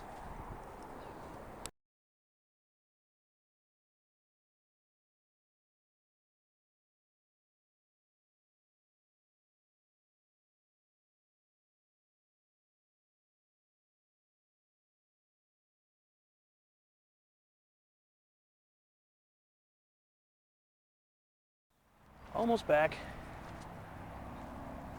Look at this. Coyote melon. Cucurbita fortissima. It's blooming. Beautiful plant. Beautiful flowers. Has a huge storage root from which it sprouts every year. Dies back in the winter, and then it resprouts from the root every spring. Ooh! Hello, little buddy. Yeah. Good morning. Ooh, there was another one too. There's a good place to see western fence lizards. See what I mean? Hi. Good morning, little buddy. Look at that. What a beautiful little guy. What a handsome little lizard. I just leave him alone. I think that was a male. Yeah, I should be back very soon. I'll just keep pointing over here. Maybe I'll see some more lizards on the way back. Yeah, the lizards are starting to come out now that it's warming up a little bit. Still pretty pleasant. It's just, like I said, it's very sticky. The dew point's a little up because of the marine layer. But that's what keeps the temperatures from getting too hot here, so there's a trade-off. I'll gladly take the marine layer over not having the marine layer. These stratus clouds that keep us cooler here near the coast. Where I live, yeah, there was no marine layer as far where I am, unfortunately. So it means it's probably going to get really hot where I live. Here it'll probably be in the mid-70s, I think, probably around 76, 77. All right. Now that I have the camera out filming, now oh, here we go. Here's another one. Here's another little buddy right here. And another one on the ground. Look at that. And this is why we call them fence lizards. Because they hang out on fences. You're a handsome little guy. Are you? Or you might be I think you're a female. Oh, a little head bob. More of a head bob than a push-up display. Lizards are so fun to watch. They are so fun to watch. Western fence lizards are the most dime a dozen lizards you're going to find. Most dime a dozen species you're going to find. But don't let that, oh, because it's not a rare lizard, so it's not important. No. I love all of our species of lizards. And I love watching the way Western fence lizards, they act. Sometimes they'll act tough. Sometimes they'll scuttle off really fast. Sometimes you can get real close to them. Just because they're not rare doesn't mean that they're not special. All right, well, enough of me yapping. I enjoy seeing lizards, and I appreciate seeing them. All right, look at that. Yeah, marsh-eating primrose, handsome plant. This is basically going to do it for my hike. Thanks for watching. I hope you enjoyed my next San Clemente Canyon adventure. And some more Western Jimson weed right here. I'll see you on the next hike. Thanks for watching.